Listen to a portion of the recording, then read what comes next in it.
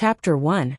A Drop of Allure. The desert prison on the rocky island of Colorado ADX is considered to be the world's most guarded jail, with no one can escaping from it.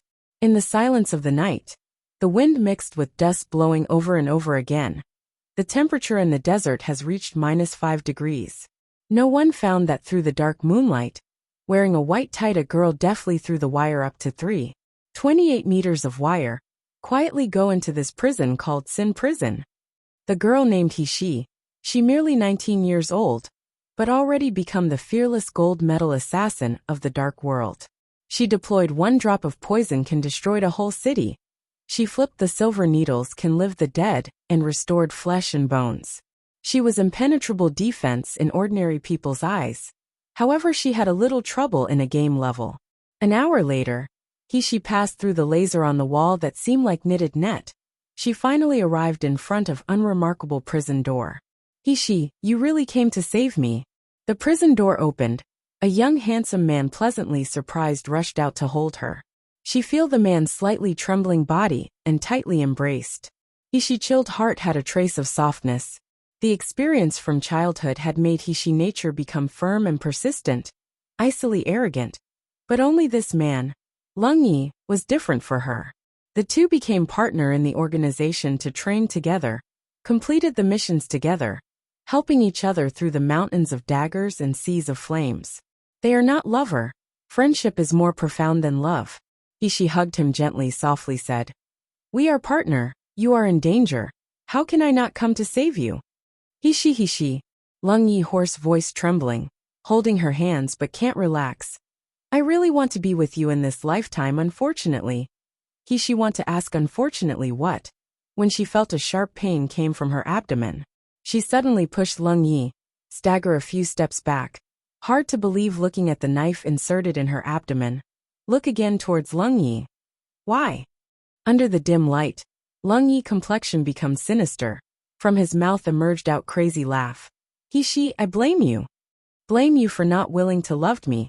Refuse to accept me as your man. Since I can't get you, it would be better to follow the organization's order to kill you. She's body shaking, looking the man's eyes filled with pain and anger. She has not loved Lung Yi. Also rejected his proposal. In her eyes, Lung Yi just a brother, the best partner. However, the two dependencies companionship are all false. Do not love, so must obliterate. And why the organization want to get rid of her? She feel the wound spread open made her limp and numb from suffocated. This dagger had been smeared with poison. This is the blood-sealed throat poison. The organization, why want to kill me? From she's forehead dripping out bead of sweat. Her paled face become more beautiful. I never thought I have done something unworthy to the organization. In the end, why? Blame that your life isn't good. Lung Yi stepped forward, extended his hand, gently hooked she's lower jaw. At this moment she gave him a kind of gentle and beautiful illusion, make his coveted heart began to stir. Shin Master predicted you have the power of curse. One day will bring disaster for the organization, even destroy the world. The organization gave you 3 or 4 times to let you contribute this mysterious power. But you refused to give in, humph. You say how the organization will allow you to live. She's body shaking, her whole body as if numb. Just because a prophecy from God stick. So they want to kill her. And so Lung Yi keep on saying that he loved her. How many times she has been saved him in the missions. And this is his payback, cruelly send her to death. In this world, sure enough beside oneself must not believe anyone. She suddenly pushed away Lung Yi. All of sudden laughed crazily. Because feared of me destroying the organization and the world. So want to kill me? In that case, you all open wide your dog eyes to take a good look. My death will bring what kind of disaster to the organization? Her voice faded. She suddenly pulled out the dagger in her abdomen, fiercely stabbed it into her heart. Lung Yi, shocked by her action, found out that she was only suicide, sighed. Humph, you always unable to differentiate good from bad. If you obey me earlier. Lung Yi words not finished yet. Suddenly her ear ringing a burst of violent explosion sound. Tightly hold on him, she felt the sharp pain as if tearing her body. Her head and 4 limbs as if all split up in pieces, even screams not come out. Then there's no vitality on her. Rumble, The whole prison's base, ear-splitting because the explosion sound, loudly collapsed into dust. No one knows. Within He-She's body had a space. Her flesh body is the carrier space. Once He-She death, the space will explode 10 kilometers all around. At the same time, He-She's space storaged her handmade poison allure. Along with the explosion quietly mingled in the air, spread to the world. The so-called allure. Just one drop can immediately do the city's living things. This is the real curse and destruction. Chapter 2. The Good Quality Furnace Space-Torn Galaxy Reversal. In here are Yanjing City's the most famous and outstanding gluttonous house. All kind of sensual pleasures were displayed vividly and thoroughly. In the golden cage there was a thin and weak trembling little girl. Frightened at the scene before her eyes, she was surrounded by men watching her. I heard this is a good quality furnace, but the appearance not too pleasant to the eyes. The little girl in the cage had pale skin, thin figure, unexpressive gloomy eyes. She can be considered as an unsalted girl. One hand roughly extended into the cage, pulling the little girl's hair, forcing to expose her face. The little girl uttered a painful scream, air sucked between her teeth and wailing. "Who are you? Why are you imprisoning me in the cage?" The men have heard what was said burst into loud laughter. Her voice were pleasant to hear. If shouting on the bed it certainly could melted the soul. Among these people, a man with scar on his face looks ruthless and tyrannical, suddenly bent down pulled over the little girl. The man who hardly have tender feeling for the fairer sex tore up her clothes. His rough hands was ruthlessly pinched her naked, exposed tender skin. TSK, though a bit ugly, but this body actually had soft skin and tender flesh. This father like it. Another person laughed. Old Jiang, however, in your home already had a lot of furnaces, don't rob us. That's right. The initial price is 1,000 yuan crystals. I would like to raise the bid 1,005. The little girl's eyes filled with fear. These men looking her as if they were appraising an items. Their gaze and action was full of and rough. She screamed. "I am the Nalan Manners, miss, not a slave. You quickly let go of me." The men on the scene become quiet at first. Immediately they burst into loud laughter. This shameless slave actually dared to say she is the Nalan Manners, Mississippi. Every daughters of Nalan doctor were elegant and dignified, also had awe-inspiring innate talent. Don't say, you lowly slave who had ugly appearance, the waist with blocked meridians. Actually dare pretending to be the Nalan Manners, Mississippi, don't make me laugh. Someone pulling her hair to lifted her up, laughed while tearing her clothes. Let me examine her first whether or not she was the jade annulus. Then we decide her price. She could be just a broken flower withered willow. We spend money for a big price to buy her. Isn't her just cheaper to the gluttonous house? Broken flower, withered willow means fallen woman. Once again everyone laughing. No one questioned the man action. Gluttonous house had auctioned every stuff that everyone could thinks. However there were the premium product. But actually it's just a worthless rubbles. The premium products naturally must be carefully to look after. As for the rubbles, not be able to carry out according to the auction standards. If the guest's interesting they can feel free to look at it. But if bumped into it nor broken it also have to compensate with money. Don't touch me. Don't touch me. I am really the Nalan Manners, miss. The little girl's eyes was filled with desperate tears. But no matter how much she's struggling and yelling, these beasts still going to tearing her clothes, publicly humiliate her. Her outer clothes was shredded and her skirt was pulled, revealing some of the little girl's pale skin. Her ears filled with men cruel lust demonically laughter seems like the beast's fierce fangs. The little girl's faith and self-respect totally destroyed. The golden cage imprisoned her, make her nowhere to go. Instead of being humiliated or sold as a slave, she would rather die. Ah! Dash! Suddenly the little girl hit her head on the cage iron lock. The blood splattered everywhere. The sound of iron lock clanking echoed. Chapter 3. Azura stepped out from hell. There are a split second of silence in the room. Everyone was stunned by the immediate scene. She died. Someone opened the cage, dragged her out to probe her breath. Smelly girl. Refuse a toast only to be forced to drink a forfeit. Really a bad luck. One of them ruthlessly kicked the little girl's body. Unhappily spit out a mouthful of saliva. What a pity. There was only this furnace today, ruined I. Your father's good mood. Old Jiang, squatting on the ground, touched the little girl's smooth skin to measuring the smoothness. Even though she can't match equally to the furnace, but this body's soft skin to be peeled off to make a human skin drum also good. His statement not yet finished, old Jiang's hand on the little girl's body suddenly froze. His pair muddy eyes came in contact with a pair pitch black like hell of phoenix eyes. She didn't die. Someone exclaimed. The next moment, everyone heard old Jiang uttered a miserable howl. Ah, dash. My hand dash. It appeared old Jiang's hand that originally caressed the little girl's hand now were drooping. His elbow below was flexible as if it didn't have bones. It was actually all the bones was crushed. Everyone stiffened in the place for a moment, stunned, looking at the incomplete clothed little girl slowly stood up. Obviously just a moment ago such a weakling and crying slave was shivering in the cage, but now she is like Azura, that had stepped out from hell. Her blood on the forehead flowed down was similar to a red poppy in full bloom. Gloomy and cold energy overcast in the air. A dense of mist were diffused inside the room. As if a death god waved down the sickle, make people instinct and feared. You. Who are you? The speaking voice barely fall down when suddenly a sharp cold blade flashed through. Soon as a kala sounded, there was a person's neck that had been cut off, his eyes wide open, cutting off his breath. You don't come dash. Quick, call the gluttonous house's guards. In the examination room of the auction products was in a great mess. These people run away frantically, even had forgotten that they themselves is the first-rank chi refining of the martial arts practitioner. Also had forgotten the fact that a moment ago, that slave who was timidly and trembling inside the cage was their responsibility, that they bullied and humiliated. However, is there someone who can escape from the death god's sickle? No one.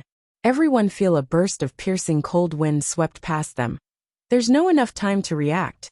Suddenly came an intense pain in their neck. In a blink of an eye they all lose consciousness.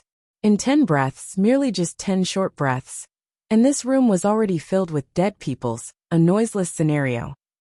The little girl's barefooting, stepped on among one dead body, icy cold expression and gloomy eyes whispering.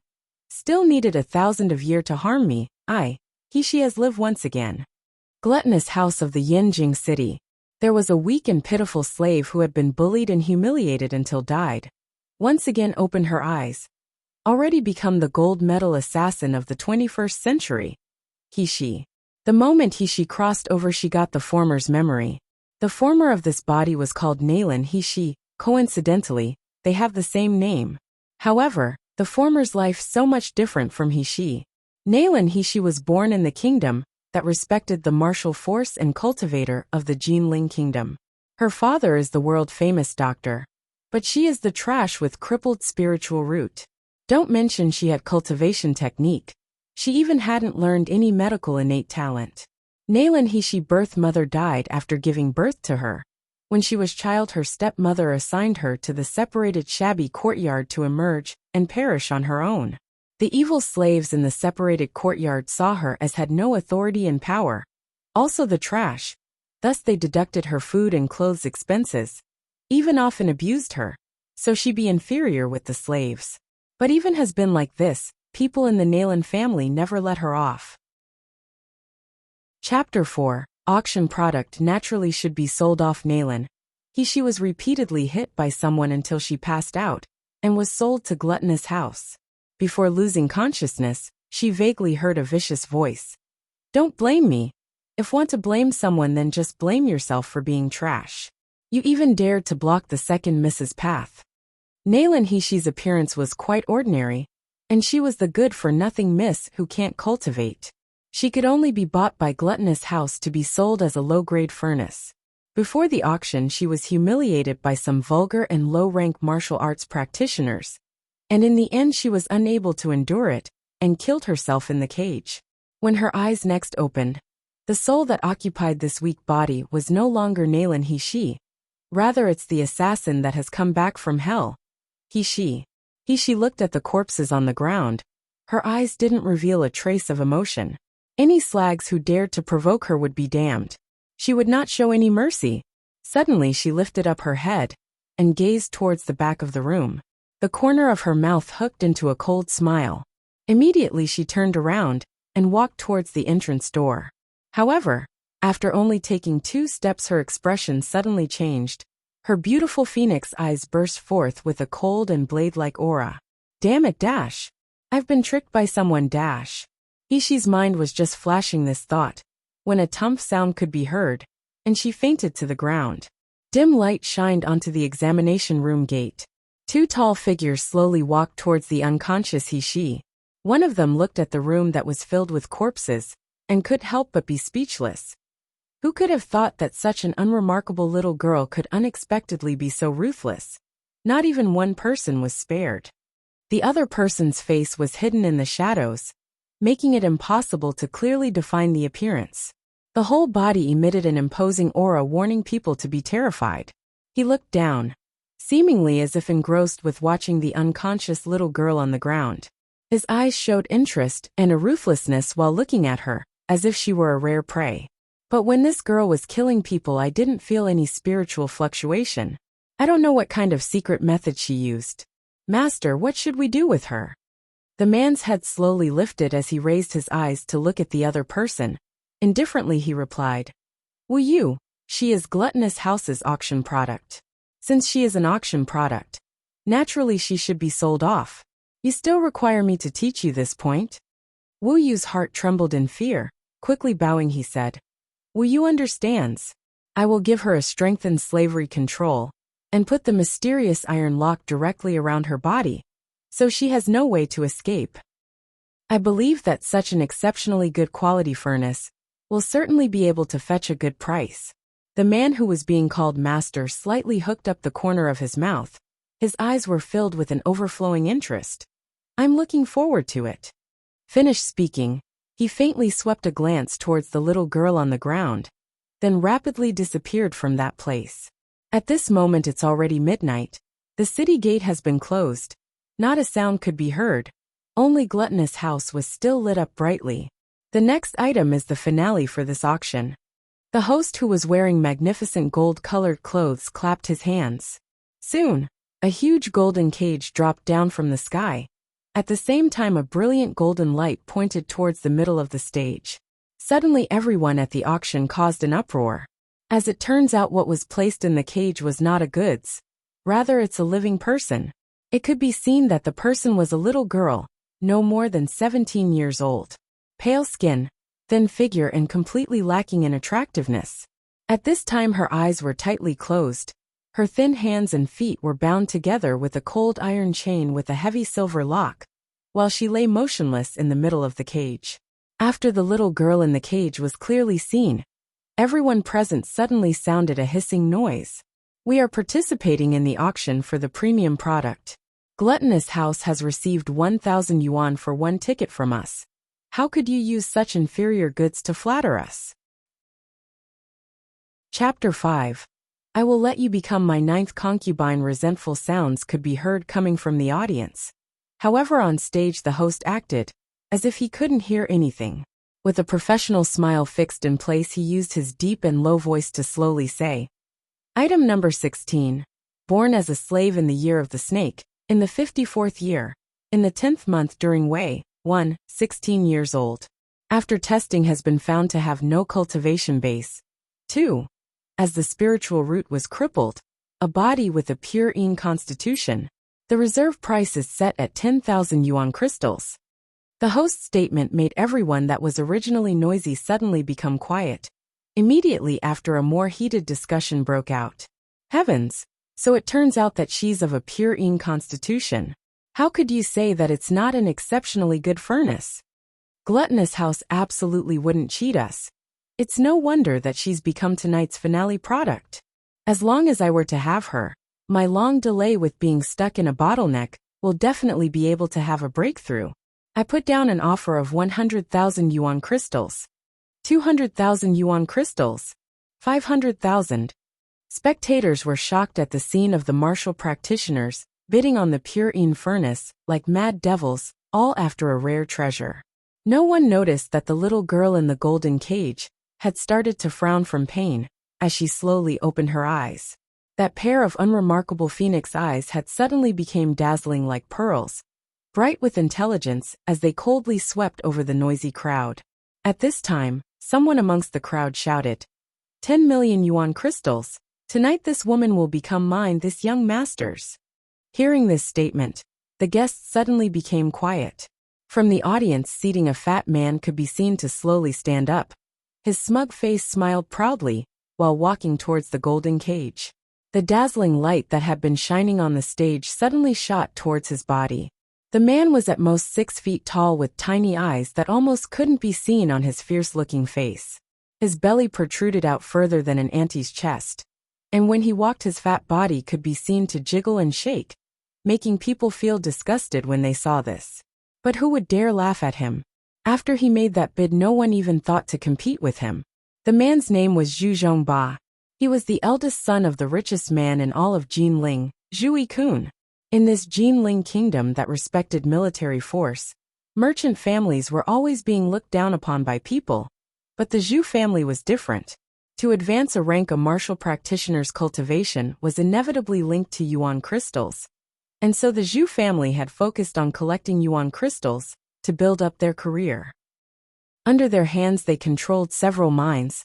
They also had connections with the royal family. There were plenty of people who wanted to covet the wealth of the Zhu family, but they didn't dare to. Zhu Zhongba is known as a famous idiot in Yanjing City, but he's also known as the local tyrant. After all, even if the Zhu family lacked something, the one thing they never lacked were yuan crystals. Young Master Zhu, congratulations on winning this pure Yin Constitution furnace. Your advanced rank is just around the corner. Young Master Zhu's cultivation will soon have a breakthrough. Make sure to remember to invite us out for a drink to celebrate. Everyone's compliments with envious tones made Zhu Zhongba become more smug and conceited, his watermelon-like belly swaying with pride.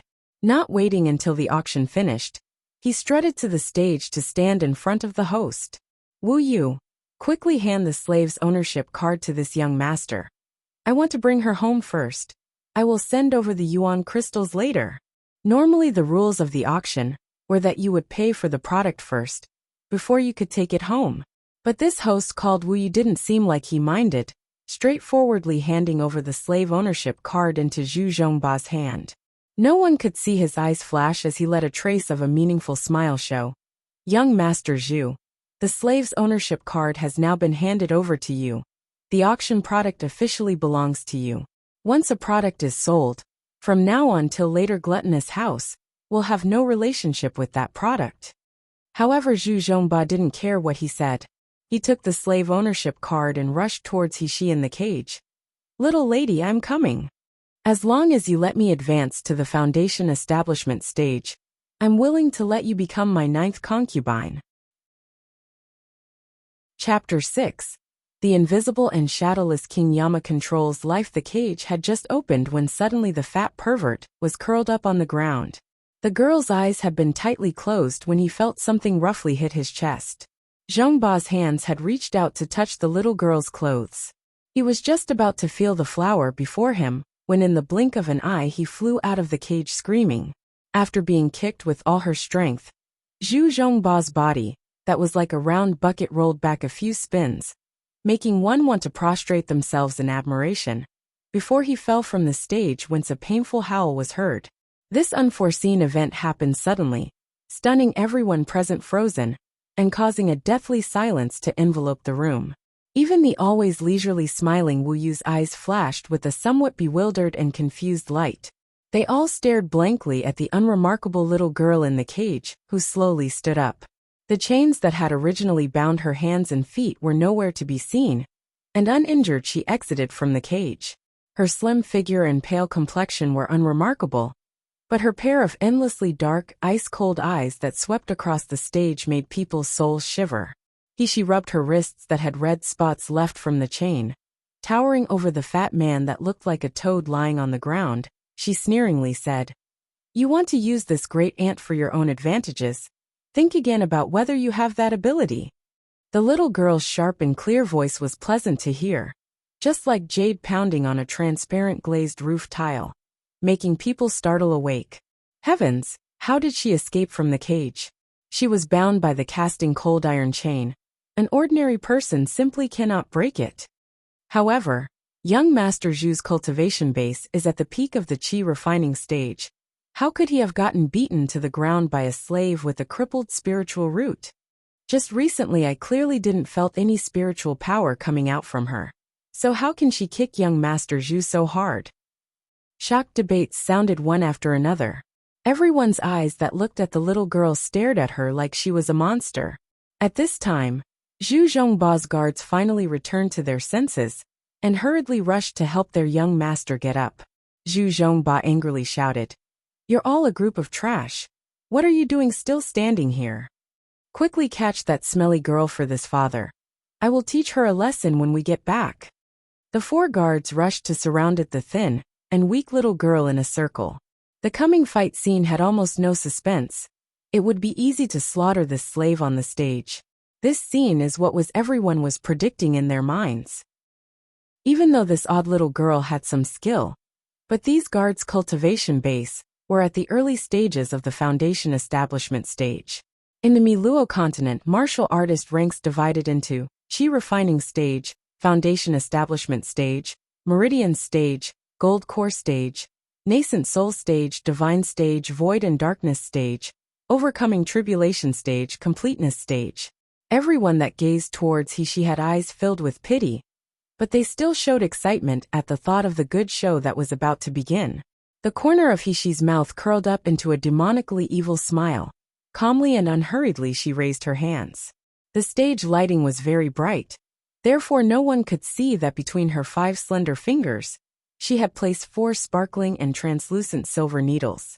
The invisible needles looked like fine and weak hair strands, but were made from a steel so hard and tough that they could immediately penetrate the body, piercing the bones. When she had awoken the first time, she had found that the exploding space in her previous life not only didn't disappear, instead the invisible needles that she had previously stored in her space were also undamaged. The invisible and shadowless King Yama controls life. This weapon was the best to murder people. The 4 guards respectively took out their flying swords, a low-rank cultivation sword. They grimly and fiercely gazed towards the little girl. In martial artists' eyes, ordinary people were the same as ants.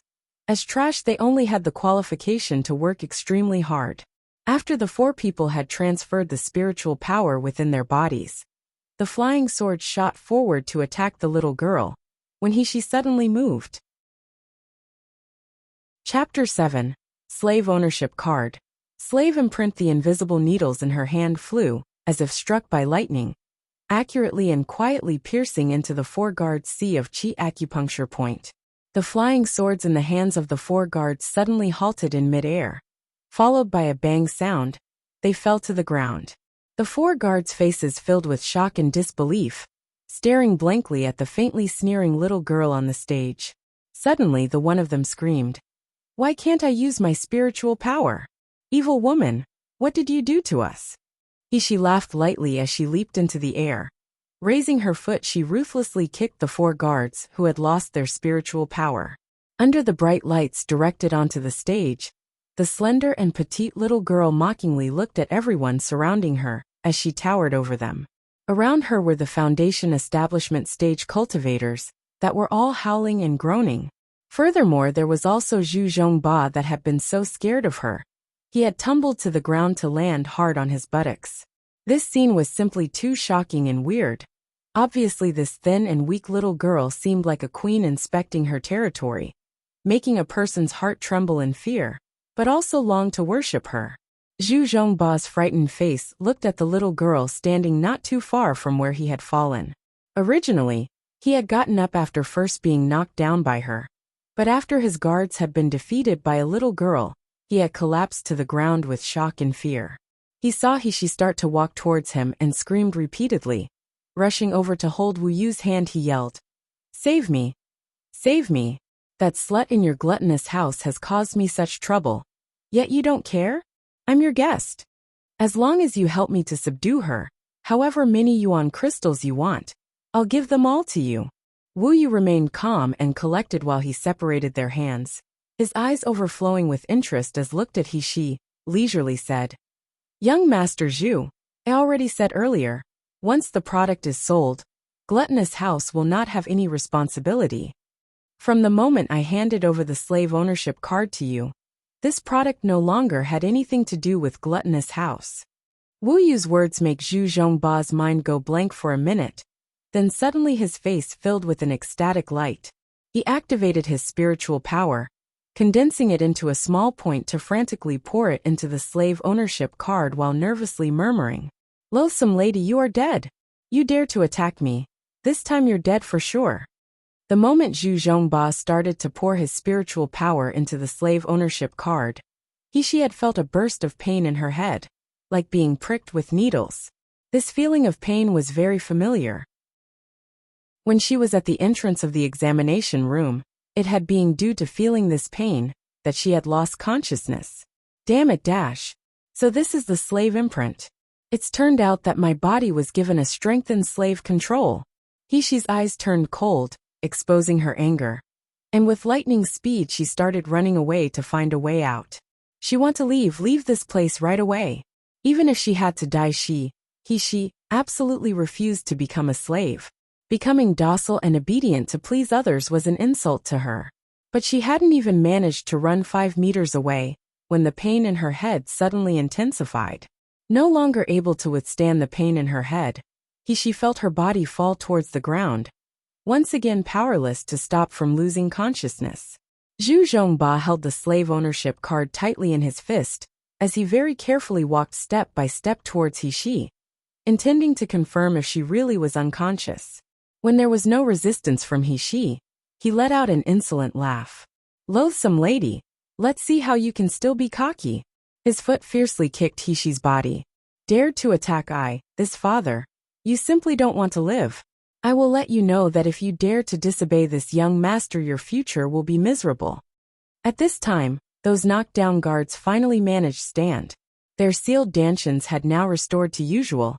It was no longer a situation where they were unable to use their spiritual power. Their faces revealed relieved expressions, but when they looked at the unconscious he on the ground, their eyes flashed with fear and bitter resentment. Zhu Zhongba, with a face full of pride, waved a hand saying, "You cannot even deal with this loathsome lady, still needing this father to take care of her. Shut her in the cage, and carry it to go back. If there are any mistakes, see how I will deal with you." While repeatedly answering yes, the guards roughly carried the unconscious he and threw her into the cage, like an animal bought at the marketplace. Swaying with the weight of the cage they carried, they left the stage. Chapter 8. The resplendent purple eyes. At the same time, in Gluttonous House's private room, a tall man languidly laid on a couch. His gaze rested on the screen not far in front of him. His expression was elegant while his eyes were filled with a proud indifference. The screen displayed a clear scene of everything that was happening with the auction. There was a thin and weak little girl shut in a cage by several large men. Thick iron chains firmly bound her hands and feet. The man held a wine cup in his hand a moment before suddenly swallowing the wine in one gulp, lightly sighing. What a pity, such an interesting little thing, to have the fate of being defiled by a pig. The guard that was standing silently in the corner of the room couldn't help but quietly glance at him. This is the first time that Master has shown an interest in a woman, but it's only a very small interest, nothing more. As the guard was thinking this, the man's expression suddenly changed. Rising slightly to get up, his gaze fixed on the screen. It clearly displayed the imprisoned little girl's face. Pale skin, thin face, young and inexperienced facial features. In a split second, that pair of tightly closed eyes opened. Her eyelashes shook slightly and a coldness seemed to radiate outwards. The man's sword-like eyebrows knitted, his gaze fixed on the little girl's eyes. Black eyes with the depth of an ancient well, as if they carried long hidden secrets. Faintly shone with a purple radiance, so bright and dazzling, that in an instant they had captured his attention and made his chest feel an unfamiliar throbbing. "Little thing, who are you exactly? How can there be?" He spoke softly, looking at the little girl on the screen with an unbridled interest, like a beast that had suddenly found the prey that it had been searching for. The anticipation of a future victory made his eyes shine with excitement. Immediately, the man's eyes swept over Zhu Zhongba and the guards that carried the cage. The corner of his mouth curled up into a disgusted sneer. Continuing to face the screen, he murmured faintly, "Follow them." To anyone watching, it would seem as if the man staring intently at the screen was the only person in the room. Shockingly, though, a deep voice responded, originating from the guard hiding his presence in the corner of the room. "Yes, Your Highness." Pausing, the voice suddenly asked, "If Zhu Zhongba uses violence, did this subordinate need to dispose of him?" "Ah!" The man chuckled, his voice full of magnetism, extremely pleasant to listen to yet full of contempt. Based on a useless person like him, it would amount to himself heading down a path filled with disaster. This subordinate understands. As the room quickly returned to its previous quietness, the man slowly got up. The corner of his mouth revealed a relaxed and captivating smile. When she woke up again, she was in a bumpy carriage. She was still imprisoned inside the cage. Her entire body, hands, and feet were tied together with finger-width iron chains. Because of the placement of the cage, her visibility was limited, but she could still smell a strong odor nearby. She bit into her lower lip to make her muddled consciousness more clear-headed. The effect of the slave restriction spell was quite strong. The whole journey her consciousness wavered between sober and dazed, causing her mind to repeatedly wander, until the time she completely sobered up. Suddenly the guard's conversation reached her ears. "In the end, who is that slave? Why didn't her body show any signs of using spiritual power, but was still able to seal our cultivation base? Who cares who she is? As long as young master has the slave ownership card in his hands, just wait until we arrive at Zhu Manor. Someone will be found to carve a real slave soul seal on her. At that time the young master can use her however he wants to, and it wouldn't matter." "Humph. This loathsome lady is merely an ordinary person, but she dared to make us lose face in such a public place.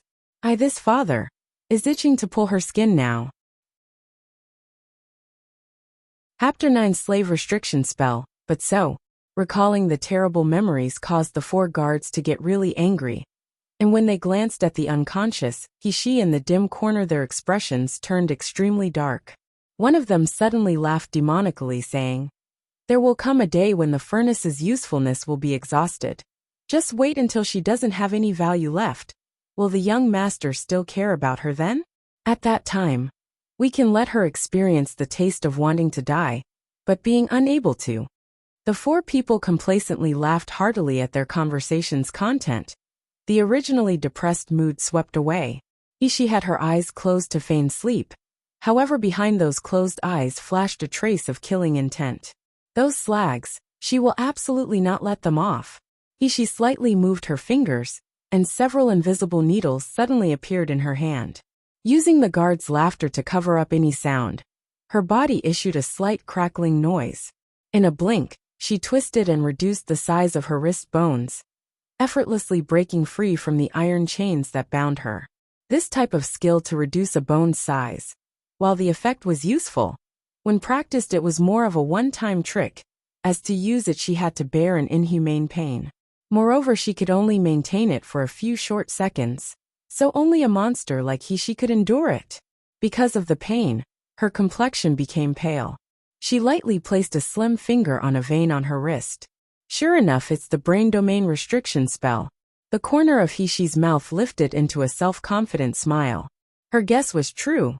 The so-called slave restriction spell used spiritual power, inserted into the nerves of an ordinary person's brain domain, locking the person's ability to be able to control their body normally. The slave ownership card was the key to activate this lock. It's the same as how Tang Sung used the band tightening spell to control Sun Wukong 1. Once the spiritual power was poured into the slave ownership card, it locked the brain's domain nerve of spiritual power. At the same time, it blocked the ability to recover, oppressing the human brain, causing it to be unable to resist pain. This type of simple restriction spell was useless on a martial artist who possessed spiritual power, but to an ordinary person it's as if they were at the edge of a sword, simply unable to resist. What a pity that today they ran into her, she.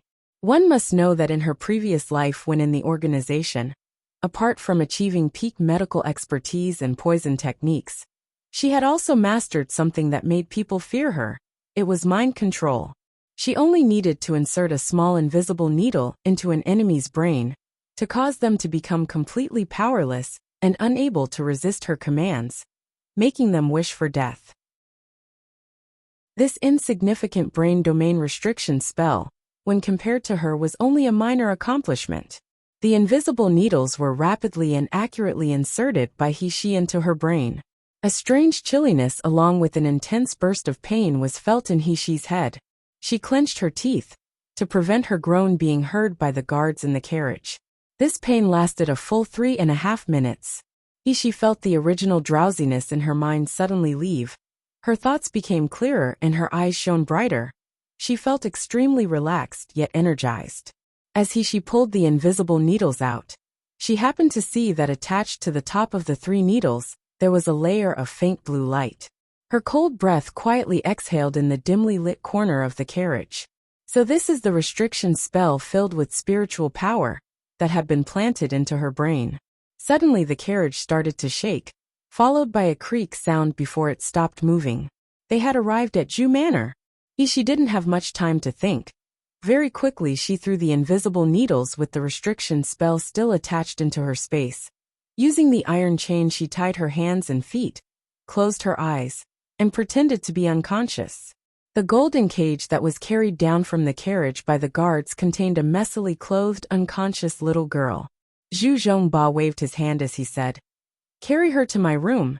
Tell Uncle Guan to prepare some good pills. Tonight this young master shall be promoted from a cultivation base to the foundation establishment stage." His gaze swept over He-Shi, his eyes flickering with excitement. "Wait until I successfully advance to the foundation establishment stage and return to Zhu family. It will make father shocked. See if he can still scold me as a useless person then." 1. The Monk and Monkey King character in Journey to the West. Chapter 10. You dead fat pig. Just dream on for your entire life. As it turns out, they weren't at the main Zhu Manor. Rather, it was the Zhu family's other courtyard. Here was where Zhu Zhongba's personal courtyard was located. Usually he brought women from good families that he forcefully snatched, and where he lived a life of dissipation. 1. Very quickly the cage was brought to Zhu Zhongba's room. The little girl was carried out from the cage and thrown onto the soft bed. Of course her hands and feet were still tied by iron chains, so there was no danger. "You all go out. No one is allowed to come in and bother me." Zhu Zhongba waited until everyone had completely left the room before a sordid smile spread across his face, and he climbed onto the bed. "If it were not for you having a body of pure yin, how could this young master touch an ugly person like you?" There was room lit using night pearls for illumination. Specks of light softly landed on the little girl's face. An oval face, long and shapely eyebrows, a beautiful small nose, exquisite red lips, long eyelashes that slightly fluttered, and a fine chest that slightly moved up and down with each breath. The dim light had weakened the little girl's pale skin and the sallow dark circles under her eyes, making her look delicate and beautiful. Unexpectedly, the dimly lit room could make her look like an exceptional beauty. Zhu Zhongba swallowed the saliva pooling in his mouth. His heart wildly beat like a drum, and all the blood in his body rushed forth to the lower part. "I didn't pay much attention before, but she's a little beauty." With his saliva starting to pool again, his fat paws reached out to grope the little girl's chest. "Little beauty, don't worry. This young master will soon let you experience the taste of being in 7th heaven." Ah, dash. Zhu Zhongba's hands had not yet touched the little girl's clothes when he was already flying in the air, landing heavily on the ground. This time being thrown had made him confused and dizzy. His mind was buzzing. For half a day he couldn't get up. She leisurely sat up on the bed, the thick iron chains scattered around her. Obviously the iron chains couldn't hold her. Zhu Zhongba's shaking finger pointed at her. With a trembling voice he said, "You! How can you break free from the iron chains?" She stepped forward, her face revealing a dark and cold smile. "Young Master Zhu really isn't clever. I broke free from the iron chains in the auction. So how could it be that I can't break free a second time? You think changing the iron chains with thicker ones can keep me chained? Don't you come near me. Zhu Zhongba used his hands and feet to crawl backwards. Suddenly he remembered something. Quickly pulling out the slave ownership card and holding it in his hand, he frantically poured his spiritual power into it. She immediately held her head. A painful expression appeared on her face as she fell back on the bed. Zhu Zhongba's heart calmed, and he burst into loud laughter while struggling to get up from the ground.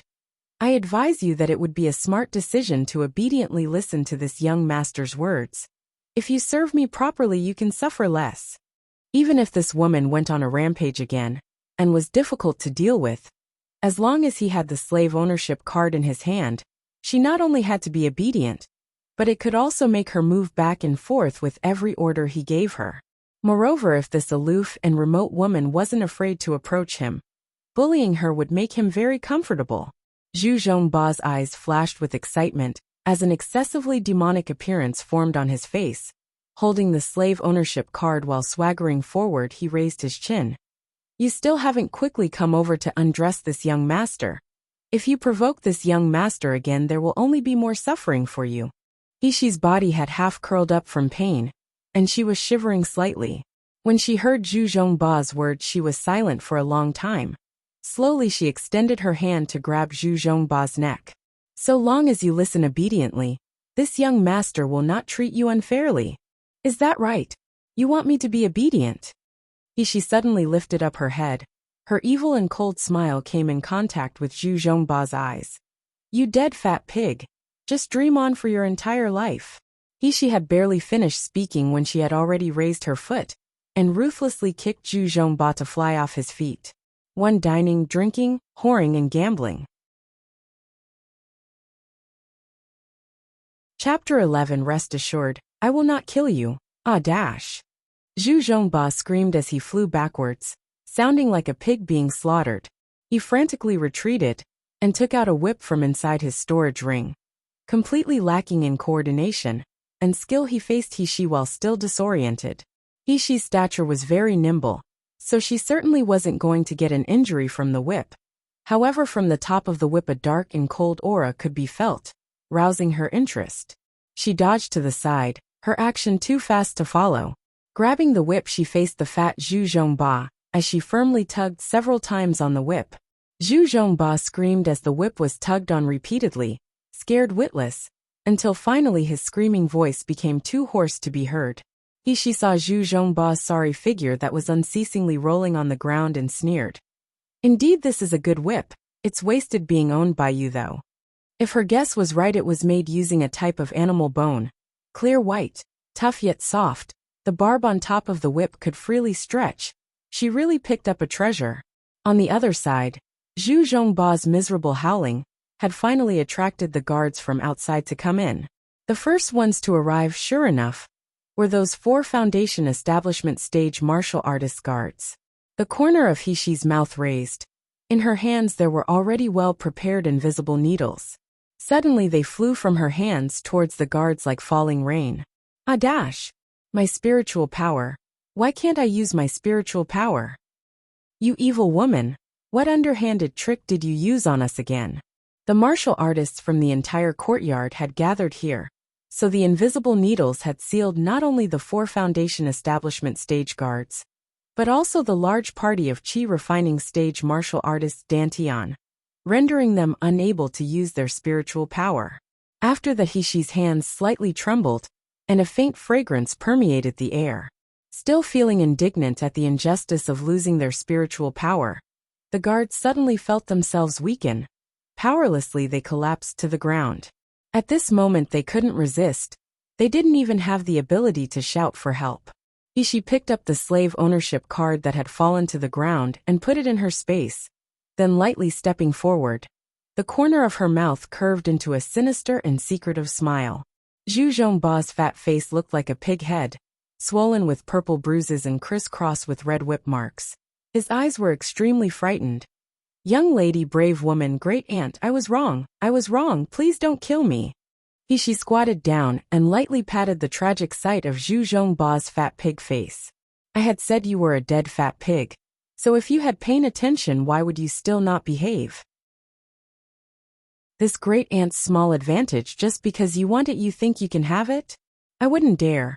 Woo woo woo, I wouldn't dare anymore.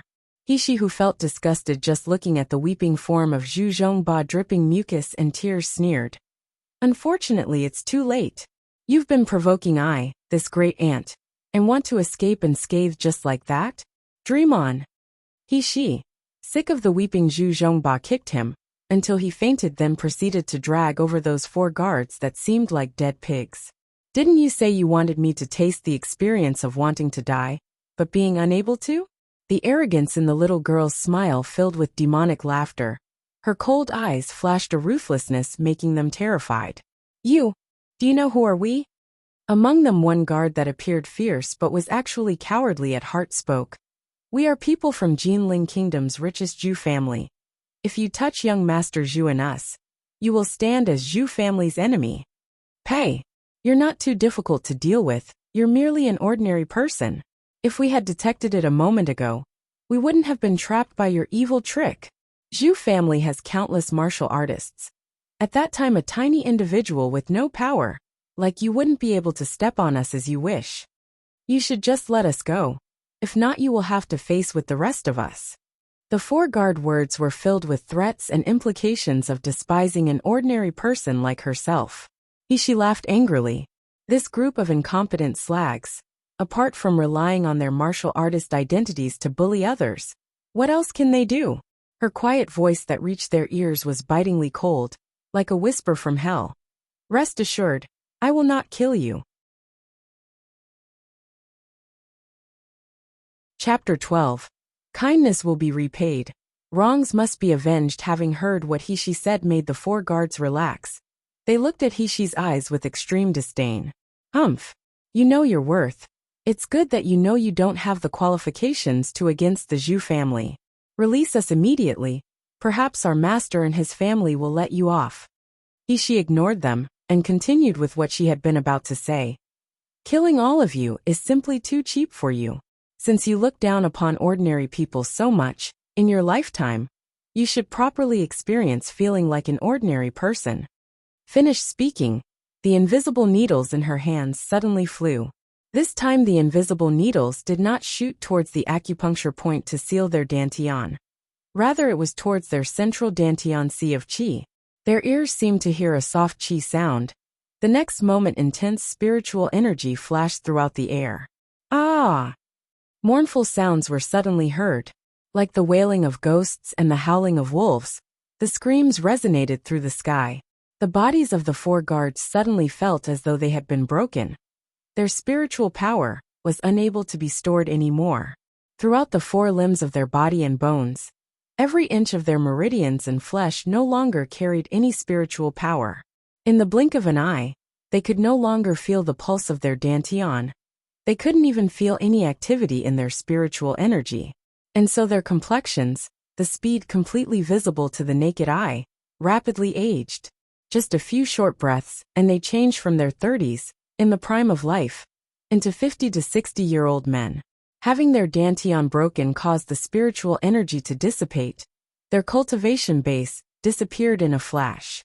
A person's dantian was hidden in the body. Their spiritual power was like a shelter for it.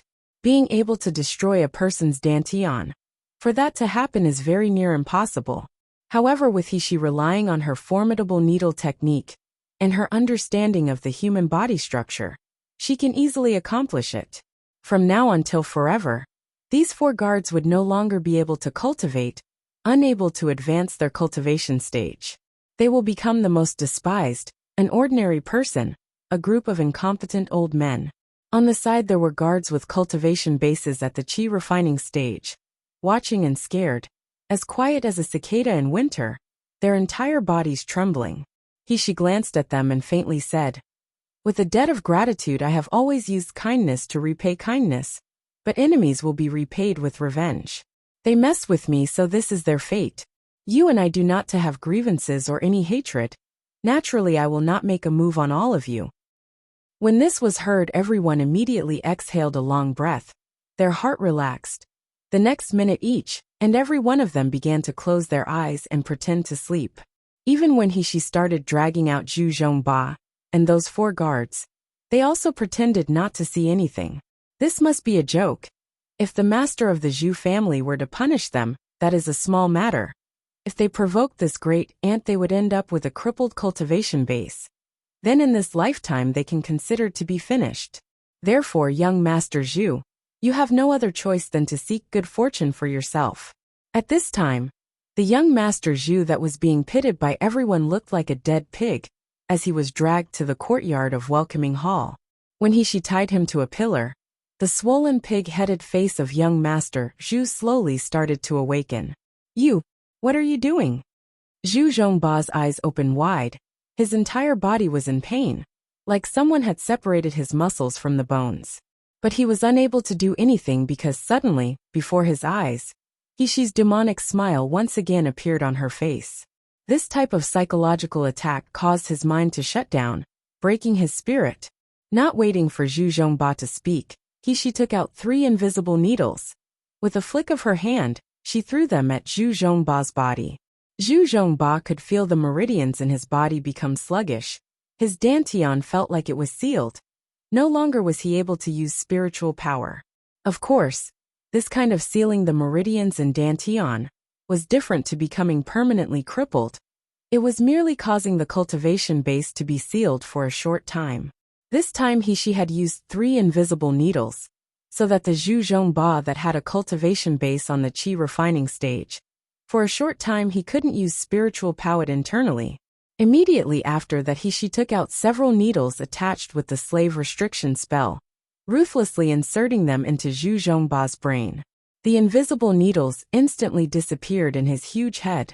She placed her hand on the vein on Zhu Zhongba's wrist, confirming that the invisible needles and slave restriction spell were already in his internal brain, forming the brain domain restriction spell. Only then was she satisfied and released her hand. Chapter 13 Red Fruit of a Fat Pig. Zhu Zhongba started screaming, his face terrified. You evil woman, what did you do to me? Why can't I use my spiritual power? For a cultivator, for the cultivation base to become crippled, it's the same as becoming an ordinary person. Compared to death, it's a terrible torture. She ignored him. Rather, she took out a dagger, and with a few quick swipes, cut his clothes into pieces. The courtyard gate had somehow opened without anyone noticing, allowing a cold wind to blow in. Zhu Zhongba's clothes fluttered in the breeze, slowly falling to the ground, leaving only worn-out, ragged pants to still hang on his body, making him want to cover it but he couldn't. Tsk tisk. She shook her head and sighed. I thought the clothes you were wearing were ugly enough. I didn't expect that when I removed your clothes you would be so ugly to the point of blinding people's eyes. To say you are fat pig, it's simply insulting to an actual pig. Lowly woman, you sure have the ability to attack this young master. Growing up, Zhu Zhongba had been raised with a gold spoon in his mouth. He had never received such a humiliation. Hysterically he roared. Lowly woman, I will dismember your body into 1,000 pieces. She contemptuously laughed. Based on your stupid appearance now, you still think you can dismember my body into 1,000 pieces? This great ant is so afraid. You just wait. Wait until I'm saved. I absolutely will not let you off. Even if I have to chase after you till the end of the earth, I will kill you. Ha ha ha. Alright, I will wait. She laughed. Just so you know, you don't need to chase after me till the end of the earth. I can tell you now. My name is Nalan Fei Shui, Nalan Manor's second miss, the genius Dr. Nalan Zhengzai's daughter. You can just come and find me to settle this account. Nalan Fei Shui. Zhu Zhongba gnashed his teeth while loudly repeating this name, his eyes flashing red with thoughts of wanting to bite and crush her to death. I certainly will not let you off. She ignored his roaring. Following suit with what she had done to Zhu Zhongba, she stripped the 4 guards' clothes and tied them one by one to the pillar in the middle of the hall. For the items on Zhu Zhongba, and the bodies of the 4 guards, including the precious storage ring on Zhu Zhongba's hand, she kindly accepted it all out of the goodness in her heart. Bang! Dash!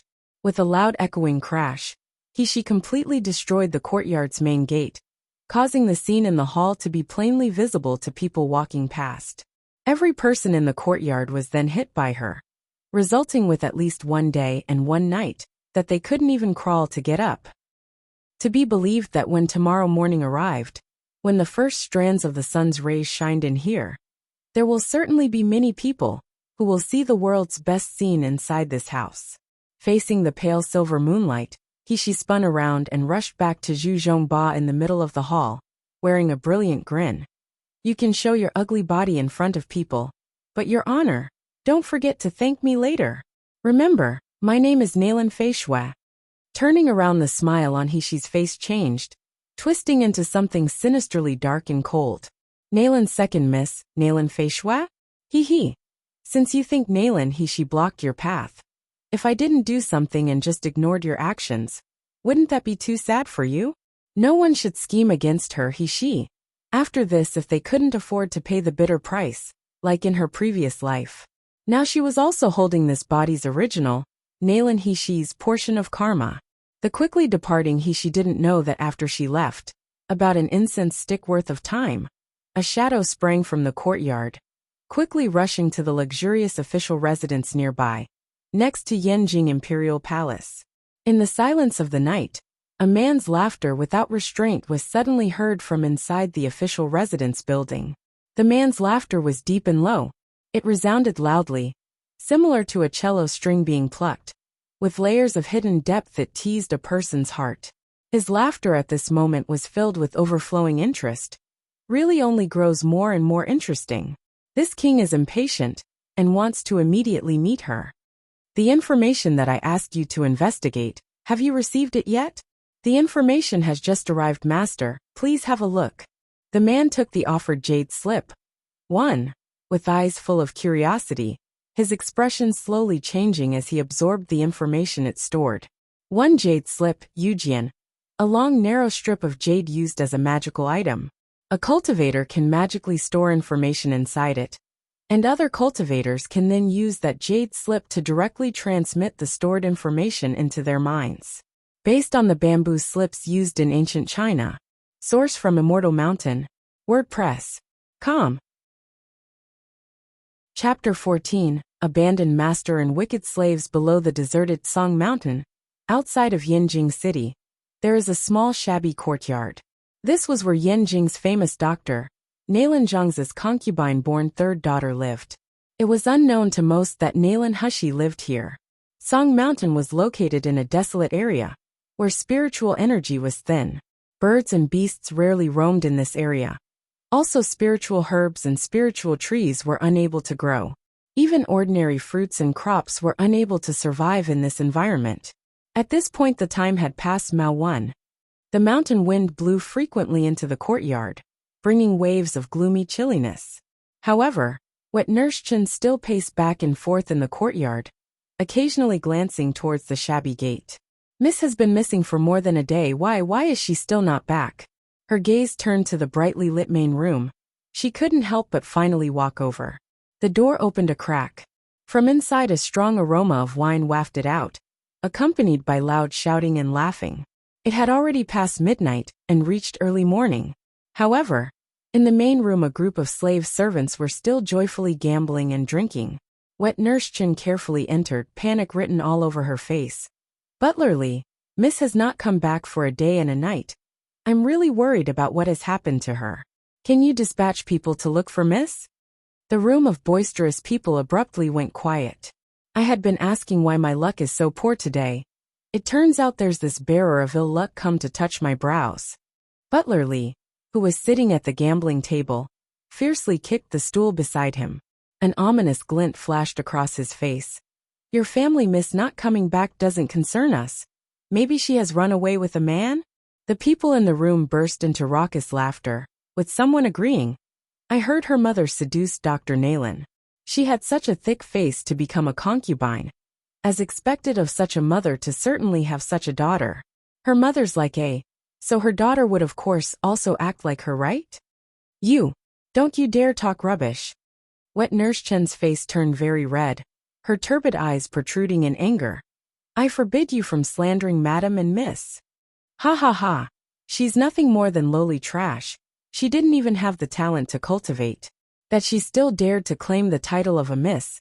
Don't make an exhibition of yourself for a disgrace. That's right. If it were not for Dr. Nayland being so charitable, and having such a benevolent heart, how would he allow her to live here? Even assigning so many people to serve her. Bah! I don't know where this illegitimate child came from that's such useless trash, but the only choice left for her is to die. It's the wisest decision, so as to not bring shame upon the Nayland family. As long as Nayland Hushi, that waste, really was dead, they would be able to return to the Nayland family. They wouldn't have to serve in this place, that even bird shit wouldn't fall, where there wasn't any profit to make, and even their cultivation bases wouldn't advance. Shut up, you. Wet Nurse Chen's eyes shined scarlet, throwing herself towards several people. You. This group of evil slaves. Obviously Master sent you here to serve Mississippi. But now you're even occupying Miss Main house, causing Miss and I to live in the firewood room, making us no better than a pair of dogs. Her entire body gave off the aura of an insane person. In a moment that Butler Lee wasn't paying attention, he unexpectedly had a bunch of his hair pulled, and he was grabbed by the neck. Startled by the sudden violence, he uttered a pained howl. Wet Nurse Chen was thinking that she would take them all down with her. She pulled his hair, scratching and grabbing whatever she could reach, shouting hysterically, "If Miss is dead, I'll die with all of you. Even if I have to crawl back to Nayland Manor, I will let Master know about your disgraceful behavior. I don't believe that Master Nayland doesn't really care about Miss' life or death. Even if Miss was really abandoned, you, this group of wicked slaves that turned your backs on your owner, will not have a good end." Chapter 15. Wet Nurse Chen's despair inside the main room. The previous joyous and giggling atmosphere suddenly halted. The present scene causing the servants' faces to change, particularly that of a servant boy named Xiaoxi. Butler Lee's hair had been grabbed and pulled until it was completely matted. His neck was marred with nail scratches that dripped blood, freezing him with shock before he reacted by fiercely kicking Wet Nurse Chen's abdomen. Butler Lee is a cultivator of the Qi refining stage 3rd layer. The foot he used to kick contained 100% of his strength. There was no way for the weak Wet Nurse Chen to resist, her body flying through the air like a bullet before it fell, heavily knocking against the corner of the table. Xiaoxi, who always followed Butler Lee, stepped forward, ruthlessly stepping on the back of Wet Nurse Chen's hand, his face revealing a fierce expression. "We were kind enough to give you face, but clearly this half-dead old woman has no sense of shame. Who do you think you are that you actually dared to threaten us? If you are as obedient as a dog, like you were previously, maybe we will let you off.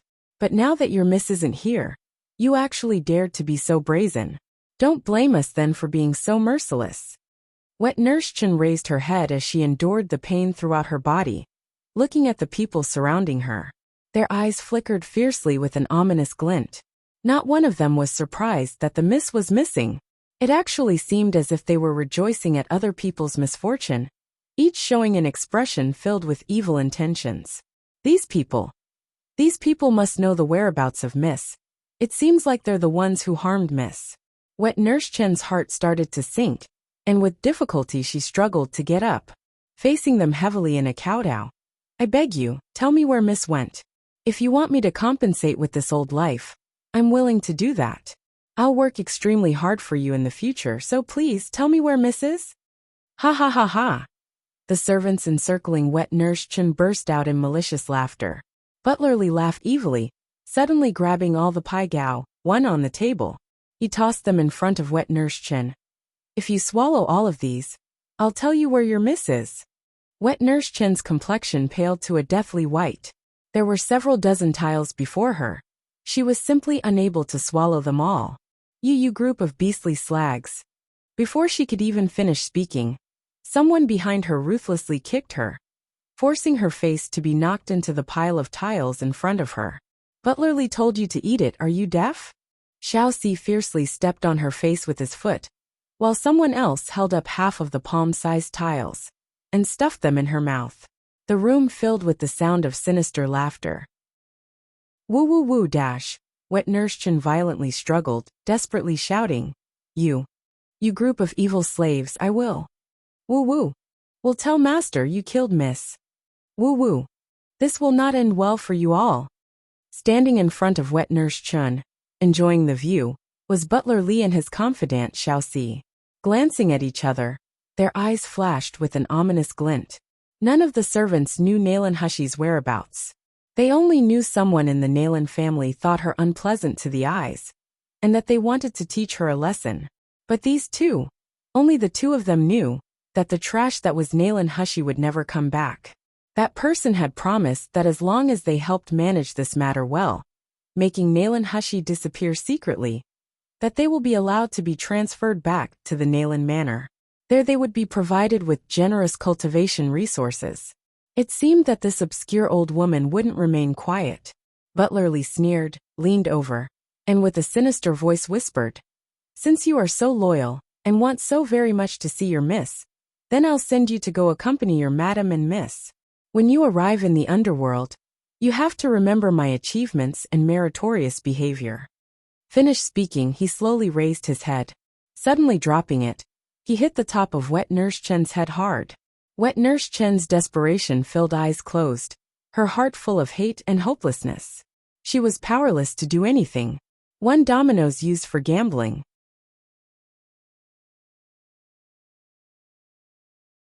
Chapter 16, Person or Ghost. Wet Nurse Chen somewhat blankly opened her eyes when the expected pain didn't come, and saw Butler Lee's hand frozen in midair. His wrist and body were restrained by a thin rope. No. Rather than saying a rope, it would be better to say it was a whip. Or more accurately, a white whip with a thin barb on the end. Butler Lee angrily turned his head. Damn! Who is it that doesn't have eyes and dared to attack me? Just as he was about to release spiritual power all over his body to break the whip, he suddenly felt a burst of mind-numbing pain, as if he would be ripped to pieces. Following the pain, his whole body unexpectedly soared into the air. Ah! Screams resonated throughout the courtyard. The servants in the room were stupefied by the scene before their eyes, frozen solid with shock. They stared blankly at the usually powerful Butler Lee, who now resembled a broken sack. After being tossed into the air, he was severely thrown to the ground. Crack! Crack! The sound came from Butler Lee's body, making the servants feel their blood run cold. That was the sound of all the bones in his body fracturing. Butler Lee's eyes suffused with white. From the corner of his mouth a trickle of blood started to flow, and in the blink of an eye, he stopped breathing and died. The complexion of all the servants paled. Shocked, they slowly looked towards the doorway. In the darkness outside, the slowly emerging figure of a little girl walked into the room. Ah! Xiao Si, the small servant boy that always followed closely at Butler Lee's side, issued a loud shout. How can it be? You! How can you come back? Why are you still able to come back? The other servants, though not so frightened like him, still expressed faces full of doubt and panic. The person before their eyes had pale skin and a petite stature, with a praiseworthy figure. Clearly this was the master of this courtyard, Nalan Hushi. But was this really Nalan Hushi? They always had the impression of the good-for-nothing third miss being petty and timid. How could she ever expose such a terrible expression? Even more frightening is that with only one blow she easily managed to overwhelm Butler Lee with her strength, breaking all the bones in his body, tragically killing him on the spot. That's right. After destroying the entire Zhu Manor, Hushi relied on the former's memory to return to the courtyard. She thought she had understood how miserable Nalan Hushi's situation was. However, when she saw that recent scene, only then did she fully realize how terrible the former Hushi's life had been. Nalan Hushi, along with the only one who had always cared about her, Wet Nurse Chun, had lived a life that was lower than a dog's. The miss had been driven away to the firewood room, while this group of evil slaves occupied the main house. Nalan Manor would also regularly send food and drink over, but that was completely stolen by the evil slaves who divided it amongst themselves, leaving only the leftovers for Nalan Hushi and Wet Nurse Chun, which wasn't nearly enough to fill their stomachs. Even more unimaginable is that when their miss disappeared, This group of evil slaves didn't even worry. Instead, they wanted to kill Wet Nurse Chun, who had always been by her side. Although sympathetic with Nalan Hushi's bitter experiences, she knew that people who didn't have the innate talent to cultivate in this world would not find it easy to survive. Hushi couldn't help but sigh. As a miss from a prosperous family, the former Nalan Hushi's days really were that of living like a dog. Step by step, Hushi slowly entered the main room.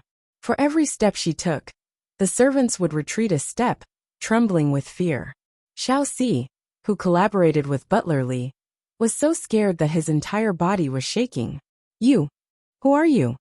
His hurried retreat backwards caused him to stumble and fall to the ground, but still he desperately tried to crawl away. You're a ghost, right? You're the third Miss Ghost who's come for vengeance, right? No dash. No dash. Don't blame me. That matter was not my doing. I merely obeyed Butler Zhang's order. If you want to find someone to blame, just go find second Miss and Butler Zhang. This matter and I do not have any relation. Chapter 17. Who disposes of who? Please let go of me, dash. Let me go. Hushi's eyebrows creased slightly, before suddenly taking out her whip and flicking her wrist. The whip made a graceful arc in the air, landing with a firm pressure on the small servant boy's body.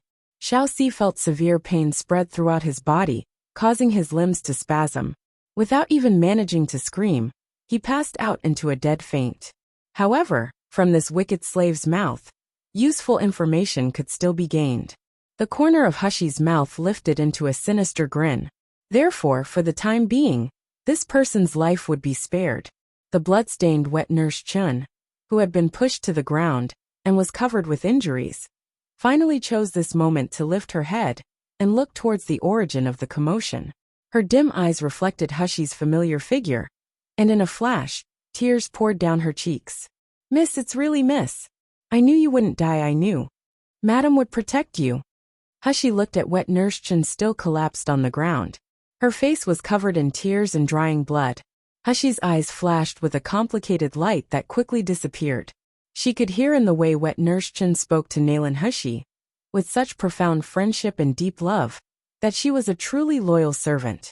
Her loyalty was so deep that she was even willing to die to avenge her miss, not willing to take even the slightest advantage of her disappearance to scheme. In the former Nalan Hushi's miserable memory, Wet Nurse Chun had always taken care of her since she was a small child. She would rather starve and be exhausted than let her miss suffer an injustice or grievance. If she hadn't been there, Nalan Hushi wouldn't have been able to survive up until now. This kind of affection made her feel strange, as it was unfamiliar to her yet. At the same time, it also made her envious. The kind of person that pledged to defend and protect her. On her previous world there was also someone like that. But Hushi harshly exhaled and leaned over to prop up Wet Nurse Chun. Next, Hushi raised Wet Nurse Chun's head and gently pressed on several of her acupuncture points. Wet Nurse Chun had been feeling a piercing pain in her chest, like her heart was tearing, a sharp stabbing feeling around her lungs, and a difficulty to breathe, caused by the overwhelming sensation in her belly. Suddenly, she felt the pain almost vanish. Even her hands, that had originally been bleeding incessantly from multiple wounds, started to slow to a drip before stopping. Wet Nurse Chun lifted her head in surprise and saw Hushi standing before her. A cold, arrogant expression on her face. She suddenly felt dumbfounded. The mist before her eyes, even her appearance, seemed to have become entirely different. Hushi didn't explain anything to her. She just faintly chuckled. Wet Nurse, please return to our room first. Wait until I settle affairs with them. Then I'll help heal you. Settle affairs with them? Wet Nurse Chen's eyes opened wide, exclaiming, Me. Miss, a few of them have cultivation bases at the qi refining stage. You. How could you be their opponent? Wet Nurse Chen's surprised cry suddenly made the surrounding people startle into action. Zhang San, who was amongst the remaining people, had the highest cultivation base. In recent years he had reached the peak of the qi refining stage second layer. His intelligent pair of eyes could clearly see that sure enough, Hushi was still trash that completely lacked spiritual power and a cultivation base. With this knowledge, Zhang San could feel his previous shock turn to rage. That they cultivators of the qi refining stage could actually be frightened until they spilt their guts. And by an ordinary person and trash that was unable to cultivate, to speak of it, it was so shameful that they wanted to die. As for how Butler Li could be killed, it was certainly because he was attacked at a time he was unguarded. Zhang San fiercely glared at her. Third Miss is speaking so boldly today. We still don't know who will dispose of who. Let us teach you what is known as one's boundaries. Wet Nurse Chin became frightened, her complexion turning deathly pale. Without thinking, she stood in front of Hushi, blocking her from their view. Miss, you run away quickly. This wet nurse will stop them. You immediately go back to Nalan Manor and beg Master for help. Hushi stared, stunned, at Wet Nurse Chen's unflinching figure before her eyes. Even though her back was shivering, she still didn't step back. She that had originally dried up her emotions and frozen her heart could now feel a trace of warmth flowing. In this lifetime, there was actually still someone willing to disregard their life to protect her.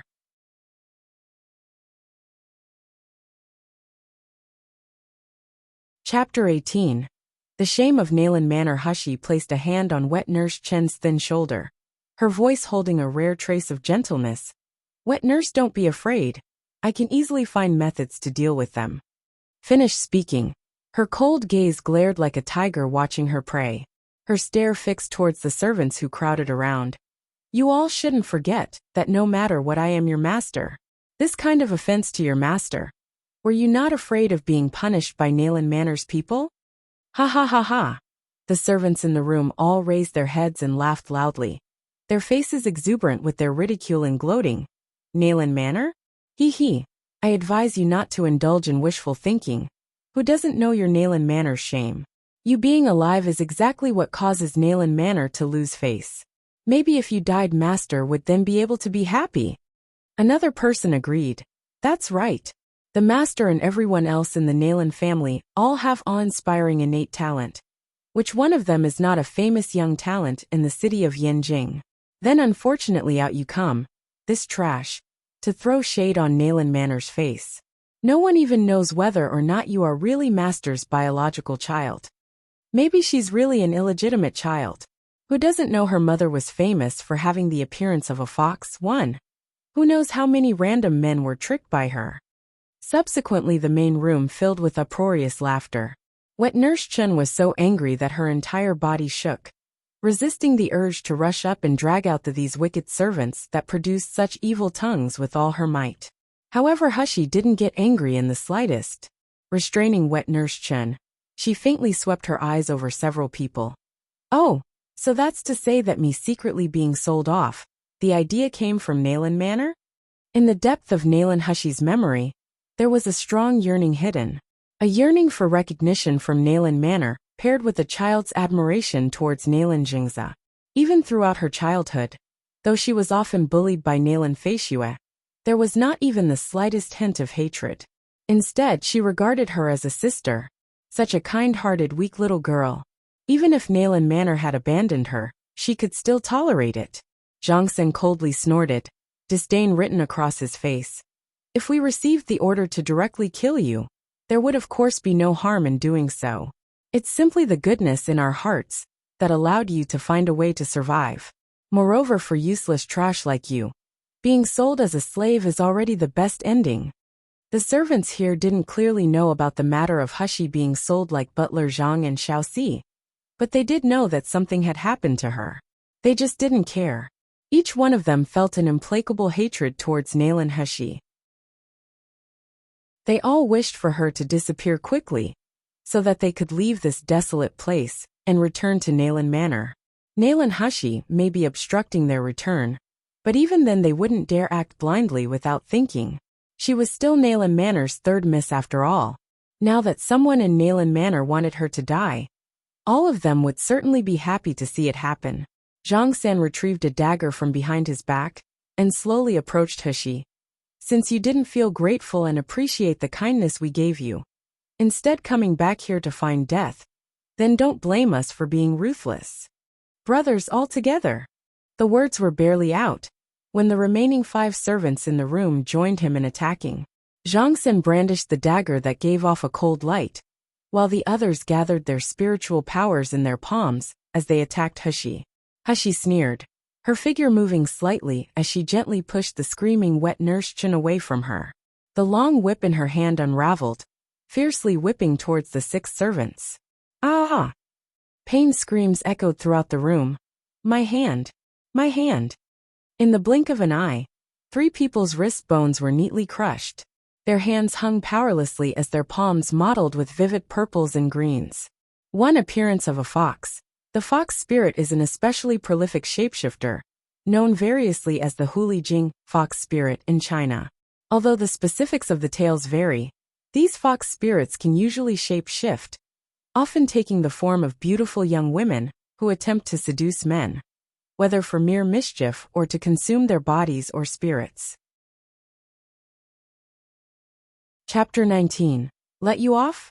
It may be possible. Zhang San's hand that had been holding the dagger had his wrist completely fractured. Badly mutilated bones were exposed in his broken wrist. The remaining 3 people were scared stiff by the scene before their eyes, causing their complexions to turn deathly pale. Hushi once again waved her whip, and their screams filled the air as they fell hard to the ground. As Hushi looked down at the people rolling around in pain, the corner of her mouth lifted into a slight sneer. Based on these people's 3-legged cats, 1 skills, they can in no way be compared with Zhu Zhongba's guards. She didn't even need to use her invisible needles. Didn't you all say that you wanted to properly teach me? She raised the whip, lightly slapping it to the ground, causing sparks to fly everywhere. Didn't you all say that since I'm an illegitimate child, I'm courting death? Now that you've already spoken, in the end, who is courting death? Hushi's whip slashed at Zhang San's body, causing him let out a sorrowful scream. This kind of good-for-nothing trash. You dared to be so arrogant to your master? In the end, who gave you a dog's courage? As if watching a group of dying ants, Hushi looked down at them with disdain. A faint purple light flickered in her cold black eyes, making them seem brighter. The 6 people on the ground trembled, so terrified that they didn't even dare scream. Zhang Sen first recovered. With difficulty he used his uninjured hand to support himself on the ground. Climbing to his knees, his sorry figure crawled to Hushi's feet. Miss, we know we've been wrong. I beg you to have mercy on us. Miss, we received Butler Li's order. Only then would we dare to attack you. But the matter of selling you, we really only just heard about it then. We were completely unaware. You're known to be generous. I beg you to spare us. Right. Everything was Butler Li and his nephew, Li Si's doing. Miss, we're all innocent. Hushi smiled with cold amusement while watching their performance, allowing them to kowtow for a while. Only then did she lazily say, For me to let you off may be possible. However, how do I know you will not turn your heads again and frame me in the future? Maybe you'll try to sell me again? Zhang Sen stared blankly, before quickly raising his uninjured left hand, pointing to heaven to make an oath. I, Zhang San, willingly swear that from now until afterwards to follow Mississippi. I will work extremely hard to serve Miss, never betraying her. If I were to ever disobey, let me be struck by heaven's thunder. The other 5 people naturally followed Zhang San's lead. Enduring their pain, they crawled towards Hushi, striving to be the first, and fearing to be the last to swear. Wet Nurse Chun was stunned by the show before her eyes. She didn't expect her miss to be so ferocious, after merely disappearing for a day. In her hands, the 6 cultivators of the Qi refining stage didn't have any ability to resist. However, even after hearing the 6 people's oath, she still felt worried. No one knew more clearly than her these servants' viciousness.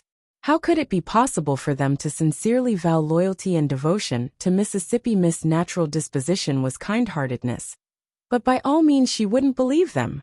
Wet Nurse Chen anxiously wanted to warn her, however. Hushi had already leisurely sneered. All right, since you are so sincere, I'll give you a chance to turn over a new leaf. The 6 people heard what was said and immediately became ecstatic. Although when they lowered their eyes, a threat of ruthlessness swept past. Humph, loathsome lady, actually daring to punish them. Wait until they went to Nailin Manor to seek help. See if she could still be so cocky then. At that time, This loathsome girl must properly experience suffering. Every inch of the bones in her body would be broken, her hands and feet completely crippled. Have a taste of living while wanting to die. Miss, you can't believe them. Wet Nurse Chin exclaimed. One three-legged cat, Sanjiameo. Three-legged cat is equivalent to jack of all trades and master of none in English. At first the word referred to a three-legged cat, which was mistaken by people for a flying bear.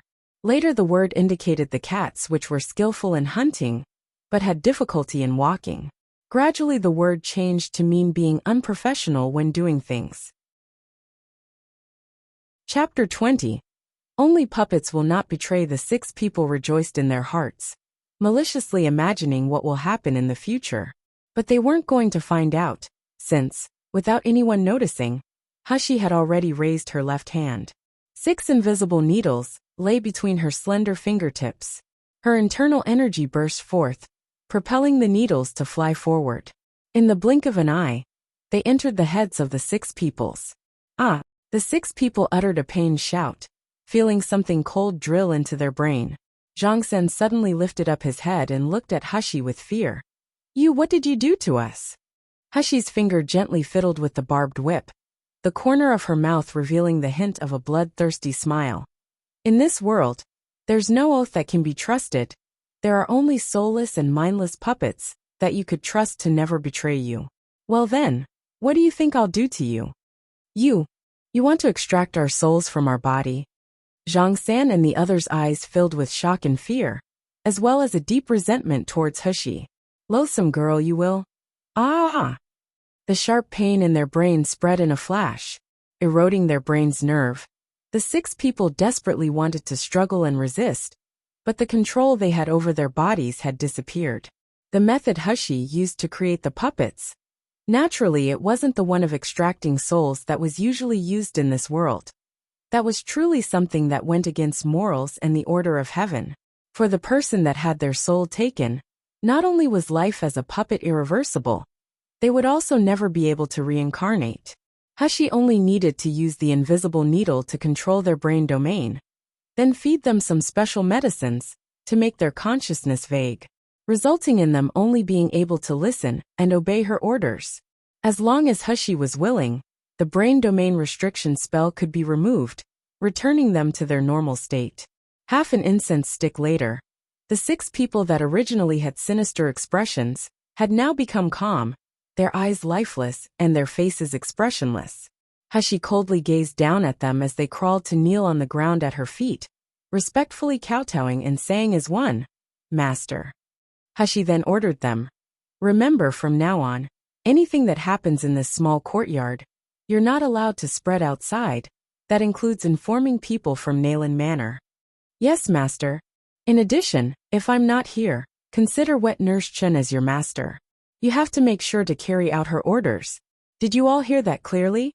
The 6 people as one responded with a yes.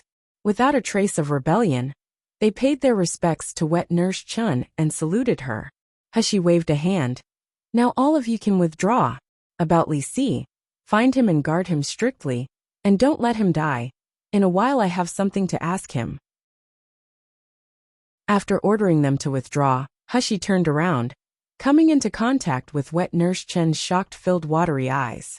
Hushi held up Wet Nurse Chen's hand to feel her pulse, preparing to examine the condition of her injuries.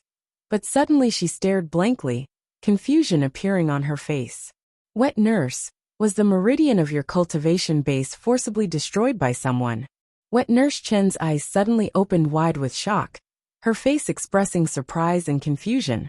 When her cultivation base had become crippled, Miss was simply too young to remember it happening. Moreover, to go through more than 10 years with eating only the dirty crops, her spiritual roots had long ago been destroyed, her dantian no better than an ordinary person's. Because that person had used a highly skilled method, common doctors couldn't treat it, not to mention that even the symptoms of the illness were invisible. In the beginning she had held on to her hope of finding someone in the streets to cure her illness, but even the student that aided the doctor of Yinjing City's court was helpless. Since then she had given up, but why would Miss know about it and mention it now? Chapter 21. Bloom with a shining light. When wet nurse Chun recalls Hushy's behavior recently, she couldn't help but be shocked yet happy. Tears emerged from the corners of her eyes. Miss you. Can you cultivate now? In the end, where you go these 2 days? Did you suffer a lot of hardships? Wet nurse Chen's reaction made Hushy somewhat startled. Thinking of her sudden changes, would they make wet nurse Chun regard her as a strange person? Her expression slightly gentled. She considered for a moment what she could say about her past 2 days' experience. Wet nurse, you just need to remember, the previous Nalan Hushy has died. From now on, I'm not the trash that was always bullied and humiliated anymore. Anyone who dares to bully us, I will not let them off, even people from Nalan Manor. Although she didn't know if she was able to cultivate or not, but she, Hushy, will not undervalue herself. She would never willingly be useless trash. If she didn't have any qualifications to cultivate, she will find other ways to become strong. This old servant really is useless, to actually let Miss suffer. Wet nurse Chen's tears poured down her cheeks. She constantly wiped at her tears, saying with a trembling voice, but it's really good that Miss can now cultivate. Really good. I knew Miss is not trash. Madam had said before, there will be a day where you will bloom with a shining light. Certainly Madam blessed and protected Miss Woo Woo. Miss, this wet nurse is very happy for you. Hushy's heart still has some doubts. Wet nurse had said a day where Nalan Hushy will bloom with a shining light. What does that mean? Also, how could wet nurse Chen so easily accept her transformation? However, Hushy tossed this matter to the back of her mind, and instead focused on taking wet nurse Chen's pulse. Miss, you don't need to worry about this old servant. For me, this lowly life, this injury is simply nothing. I've long become accustomed to it. That Nalan Hushy never learned any medical techniques. How could wet nurse Chen not know that? Now it seems like Hushy was taking her pulse for half a day, her expression serious. Wet nurse Chen began to feel helpless, so she started to comfort her. If Miss doesn't feel assured, tomorrow I will go to the city to find a doctor to get some medicine. I'll certainly be fine. This wet nurse wants to see you become the brilliance of Jinling country, and see you get married. Here, when poor civilians needed a doctor, they would all visit whatever traveling doctor was in the area. Hushy heard wet nurse Chen's words, and her heart felt touched. She gently placed wet nurse Chen's hand down, smiling shallowly. Wet nurse can rest assured, your injury is not too serious. I can help you heal it. Wet nurse Chen thought Hushy was talking about finding a doctor to help treat her. She was unaware that Hushy had been accurately taking her pulse, planning which medicine ingredients to use, and what prescription would best treat her illness. All right, this old servant will believe Mississippi Miss you must be tired. It would be better to go to the East Wing, to get some rest. The East Wing was originally a place where Butler Li and his mistress lived. Zhang San had since been sent there to instruct the servants over there to move out. The courtyard that Nalan Manor had arranged for Nalan Hushy was ruined and desolate, to the point that a person would be at a loss to see it. But this East Wing that Butler Li had occupied, that can actually be considered well arranged and exquisite. The bed that had been sorted out for Hushy was soft and comfortable. There were no valuable furnishings in the room, but that could be easily fixed. By the bedside there was a fairly simple and elegant dressing table. Hushy had been feeling tired for a day since the former's body was particularly frail. Now that things had calmed down, she could feel pain throughout her body. Chapter 22. The upgraded space. The pain throughout Hushy's body was caused by old flogging injuries inflicted by servants from the courtyard, as well as general knocks and bumps. Combined with yearly malnutrition, it all piled up together. But now Hushy refused to give in to this pain. She tightly closed the door and windows, confirmed that no one was around. Then she quickly laid down on the bed. Her consciousness became vague, her soul seeming like it was pulled from her body. After opening her eyes again, her consciousness had entered her space. This space had accompanied Hushy for more than 10 years. The furnishings inside this space, just by closing her eyes, she can remember it all. It couldn't be more familiar to her. But the scene that was reflected into her eyes surprised her. This is still the space in her memory, right? In her previous life, this space was a wasteland. Even the air permeated a deathly smell.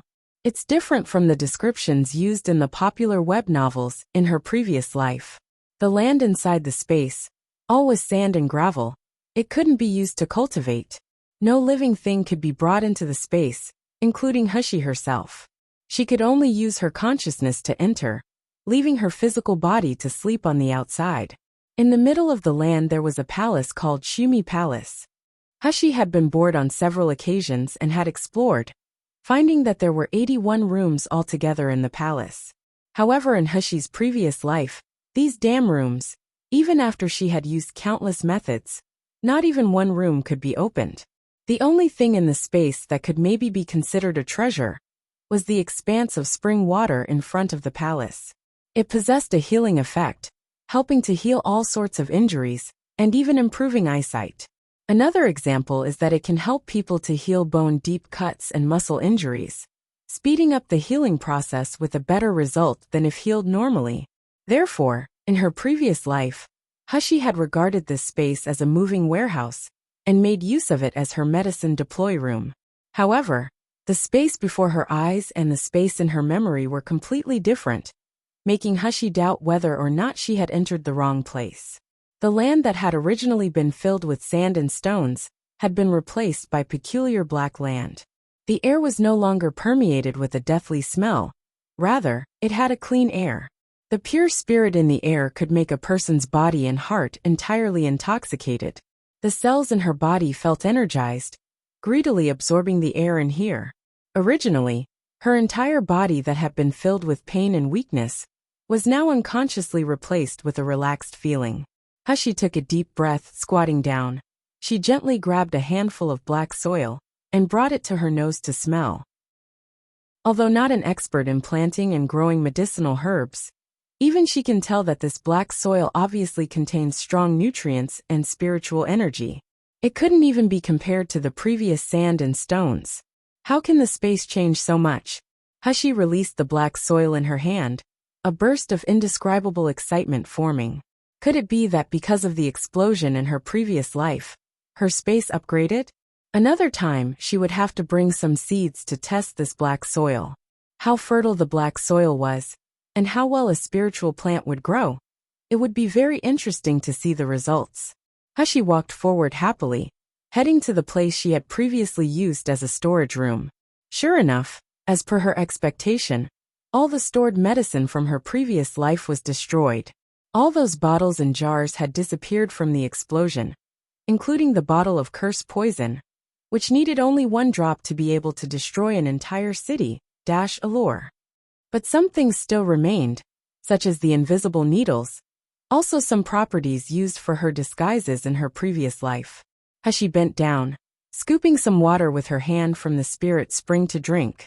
But once the water from the spirit spring was swallowed, she suddenly felt an overwhelming sensation rising from her stomach. Clearly visible to the naked eye, a stinky black grease spilled forth from her entire body. Hushi was greatly shocked. Previously, when she would drink this spring water, it would relieve her fatigue and nourish her internal organs. How can it be possible for the result to be so different this time? Chapter 23. The tragedy of beauty. Such a change lasted for a few minutes, resulting in Hushi's entire body being covered by the dirty black grease. Her body issued a nausea-inducing stench. However, where she had originally felt pain and weakness of the internal organs, on the contrary, she now felt relaxed.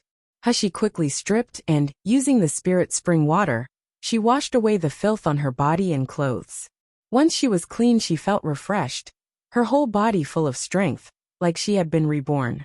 Could it be that not only this space upgraded, but even the spirit spring upgraded? Like in a legend, the spirit water would not only heal injuries, it would now even remove impurities within the body. Hushi was overjoyed at this turn of events. After dressing in her still slightly damp clothes, she was stunned when she accidentally saw her reflection in the spring water. In her previous life, Hushi could be regarded as a beautiful woman, but compared now with the little girl in the spring water, it is simply the difference between dog-tail grass and a flower. The ripple in the clear spring water reflected the little girl's tender and snow-white skin. A pair of ink-like phoenix eyes slowly opened. They were not charming and flirtatious. Rather, they were like the darkness under the starry sky. A vast, resplendent expanse. The red lips were no longer chapped and cracked. Instead, they were like peach blossom petals, glossy and delicate. The upper lip was slightly raised, as if in silent invitation. Hashi touched her face in shock. The spring water reflecting the little girl also touching her face. Two long, delicately curved, shapely eyebrows wrinkled in confusion. Like a budding flower that attracted tender affection. There are words that describe an ancient beauty. Hands are like soft weeds, skin is like congealed fat. A neck like longhorn beetle larvae. Tooth is gored sharp. With one look can overturn a city. A second can overturn a country. Every word and every sentence now resembled her born-again self. Heavens! This is Nalan Hushi's true face? Hushi opened her eyes wide.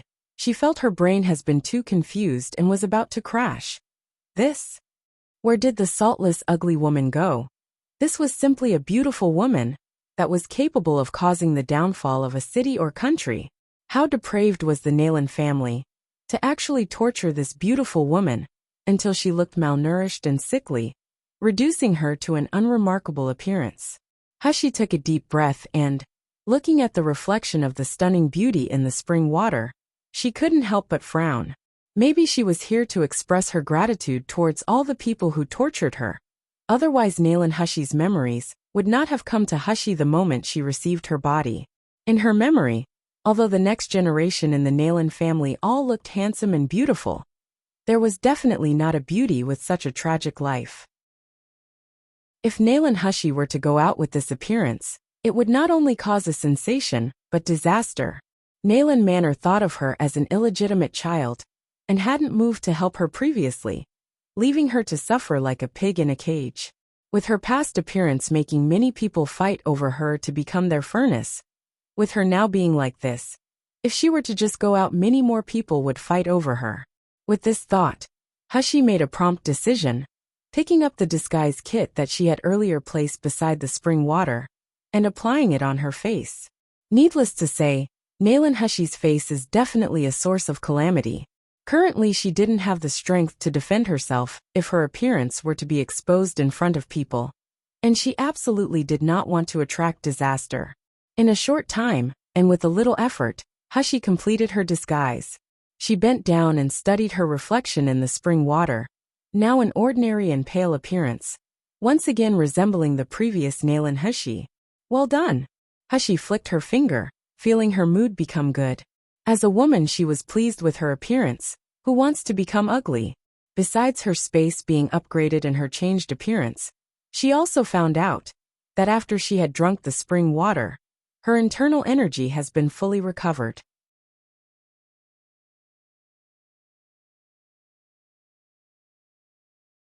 Chapter 24.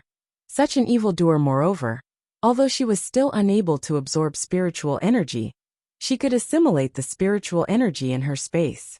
When Hushi felt the spiritual energy enter and circulate in her body, she could feel her mind becoming energized, any remaining traces of tiredness disappearing.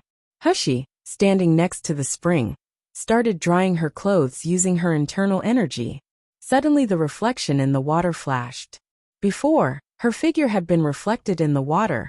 Now, the surface of the water reflected the vague silhouette of a person. There was now a shadow quietly hiding behind the beams in her room. There was no light in the room, so she was unable to clearly make out the appearance of the shadow. She could only tell it was a tall man. At the same time, every corner of her space lit up with a red light in warning. Someone had approached within 100 meters. Moreover, that person was now inside her room. This space had an alert function. If someone were to approach her sleeping physical body, the space will notice and sound an alarm. The situation outside will be reflected on the water in order to avoid her physical body being harmed while she was in her space. Hushi's eyes flashed. Quickly leaving her space, she returned to her physical body. Once she exited her space, she jolted in surprise. Receiving such a shock, she almost jumped up. The room was dark and quiet, empty except for herself. Her senses couldn't detect the presence of anyone else in the room. However, at this very moment, there is a hand gently caressing her closed eyelids. Slowly, that hand traveled to the collar of her clothes. That's right, someone was standing beside her silently.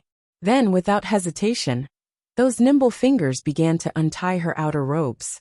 Hushi suddenly opened her eyes, her cold eyes shining with a killing intent. As fast as lightning, her left foot ruthlessly aimed a kick at that daring flower thief.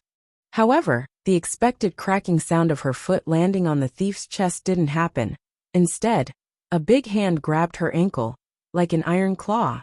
The palm of the hand was warm and dry, instantly raising her temperature as his fingertips brushed across her naked leg, making her shudder. Hushi's heart shivered and she moved her body in a flash. Rising from the bed, her right foot kicked at that person. Her hands moved in a dance, like the opening of a flower, a lotus flower blossom. Layer upon layer of killing intent surrounded her. A surprised voice lightly sounded. The palm that held her ankle released her, and she fell back several steps to the sound of low laughter. This is a man. Moreover, it was a man with a deep, attractive voice. Hushi stood barefoot in the dark, her heart bewildered while her eyes coldly glared at the shadow in front of her. Even though this man was clearly standing in front of her and laughing, she was still unable to sense any of his movements. If it wasn't for her space warning her, she might never have known anyone was there, even if she was being skinned to the bone by this man. Who was this man? Why did he approach her in the middle of the night? And what was his purpose? Hushi's eyebrows wrinkled slightly, while studying the motionless man in front of her. Suddenly, her hand shot forward, reaching in the direction of a candlestick holder. She had barely heard a laugh before the unlit candle on the dressing table suddenly lit up, illuminating the room and revealing the man's appearance. A light flashed in Hushi's eyes. Her mind suddenly felt stunned, like she had inhaled a breath of icy cold air. In this world there was actually such an evildoer. The man's appearance was that of a man no older than 20 years old. Dressed in black with narrow sleeves, the collar of his outer clothes were decorated with silver and purple embroidery. Mixed with dark thread, it marked out patterns of magic clouds and bats. A wide belt of the same color rested on his waist. His stature was tall, straight and slender, like a stern young bamboo shoot. His entire person emitted a one-of-a-kind aura, a heavenly nature with a luxurious atmosphere.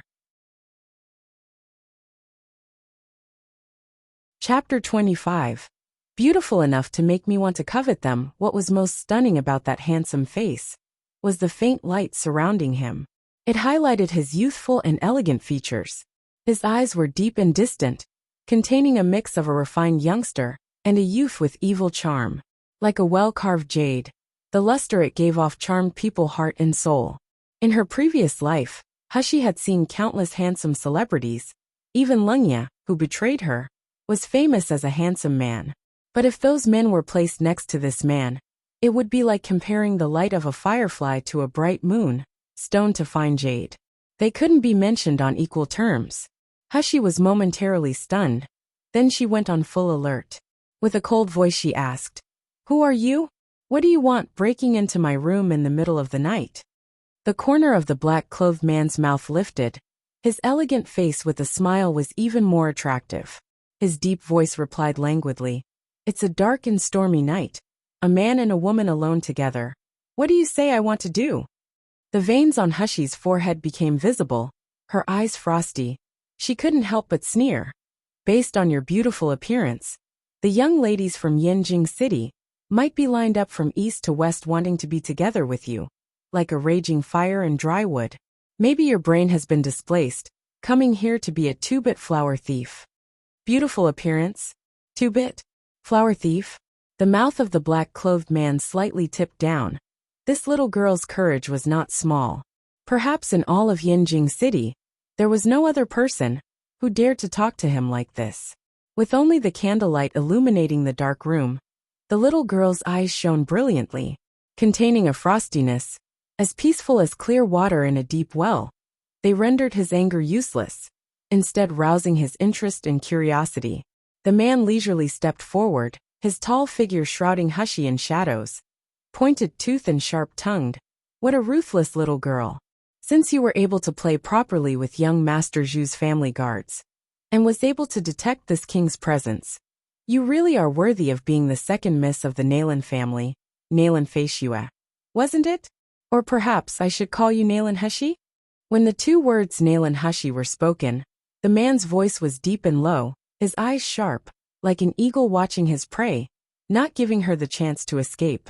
Heshi startled, subconsciously taking a step back, her heart surging with shock and annoyance. So it turns out it's actually like this. This man appeared here because she was at Gluttonous House, and Zhu Manor's abnormal behavior had attracted his attention.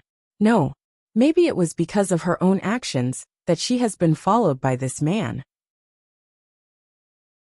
This realization made Hushi's mood drop. She had stayed in Zhu Manor for so long, but she hadn't sensed that someone had been watching her. Moreover, if it wasn't for her space warning her, even if this man had touched her body, she might never have realized it. Damn it! In the end, her abilities were much weaker when compared to a powerful cultivator. Her hands trembled slightly, the invisible needles already pressed against her fingertips, a purple light glimmering and shifting in her pitch-black eyes. Her voice was like a sharp blade. Speak. You followed me all the way here. What do you want? The man was mesmerized looking at her eyes. Taking a step forward, without thought he held her chin, and whispered, "Have people told you that you have a beautiful pair of eyes? Beautiful enough to make me want to covet them. Taking them home would make for a good collection." This perverted man dash. Chapter 26. You're seducing me. Hushi was cursing in her heart, while on the contrary, a sneer was plastered on her face. That would depend on whether you have the ability to or not. As soon as she finished speaking, her figure flashed as she struggled free from the man's hold, reappearing 1 meter away. Her hands flipped over, and with a burst of speed, invisible needles ruthlessly shot towards the man in front of her. However, Hushi's expectations of the man getting shot and turning into a hedgehog were let down. The invisible needles flew towards the black-clothed man like lightning, scarcely leaving a shadow. But within 3 inches from his face the needles stopped motionless. It was like a magic spell surrounded his body. The man leisurely extended his slender fingers. Exuding confidence and elegance, he pinched a small needle. He studied the silver needle in his hand, feeling a cold sensation transmitted from his fingertips throughout his body. This needle is somewhat interesting. It's made using 1,000-year black ice. Oh, it also seems to contain a certain amount of spiritual power. Therefore, it would be able to injure an early-stage cultivator of Qi refining stage and foundation establishment stage. But these small toys of yours are useless on me. The man's fingers lightly pinched, and his slender hands, which resembled jade, the bone joints clearly distinct, crushed the invisible needles into dust, leaving it to scatter in the air without a trace. Hushi's expression turned ugly. In the next moment, she became aware of the flower in front of her. The man that had until recently been standing at a distance from her suddenly appeared in front of her, capturing her wrist. Her expression changing. Hushi's body flipped into the air, her agility similar to a cat as she broke free from his hold. However, the black-clothed man's movements were even more nimble compared to hers. His long arms stretched, and hooking 2 fingers in her belt, he pulled her back into his embrace. How is it? Do my skills please you? Completely unable to move, his warm breath tickled Hushi's ear. Her body was pressed firmly against his sturdy chest, restraining her right hand that held more invisible needles at her back. Hushi's face flushed red due to her anger. Filled with fury, she loudly shouted, "Let go!"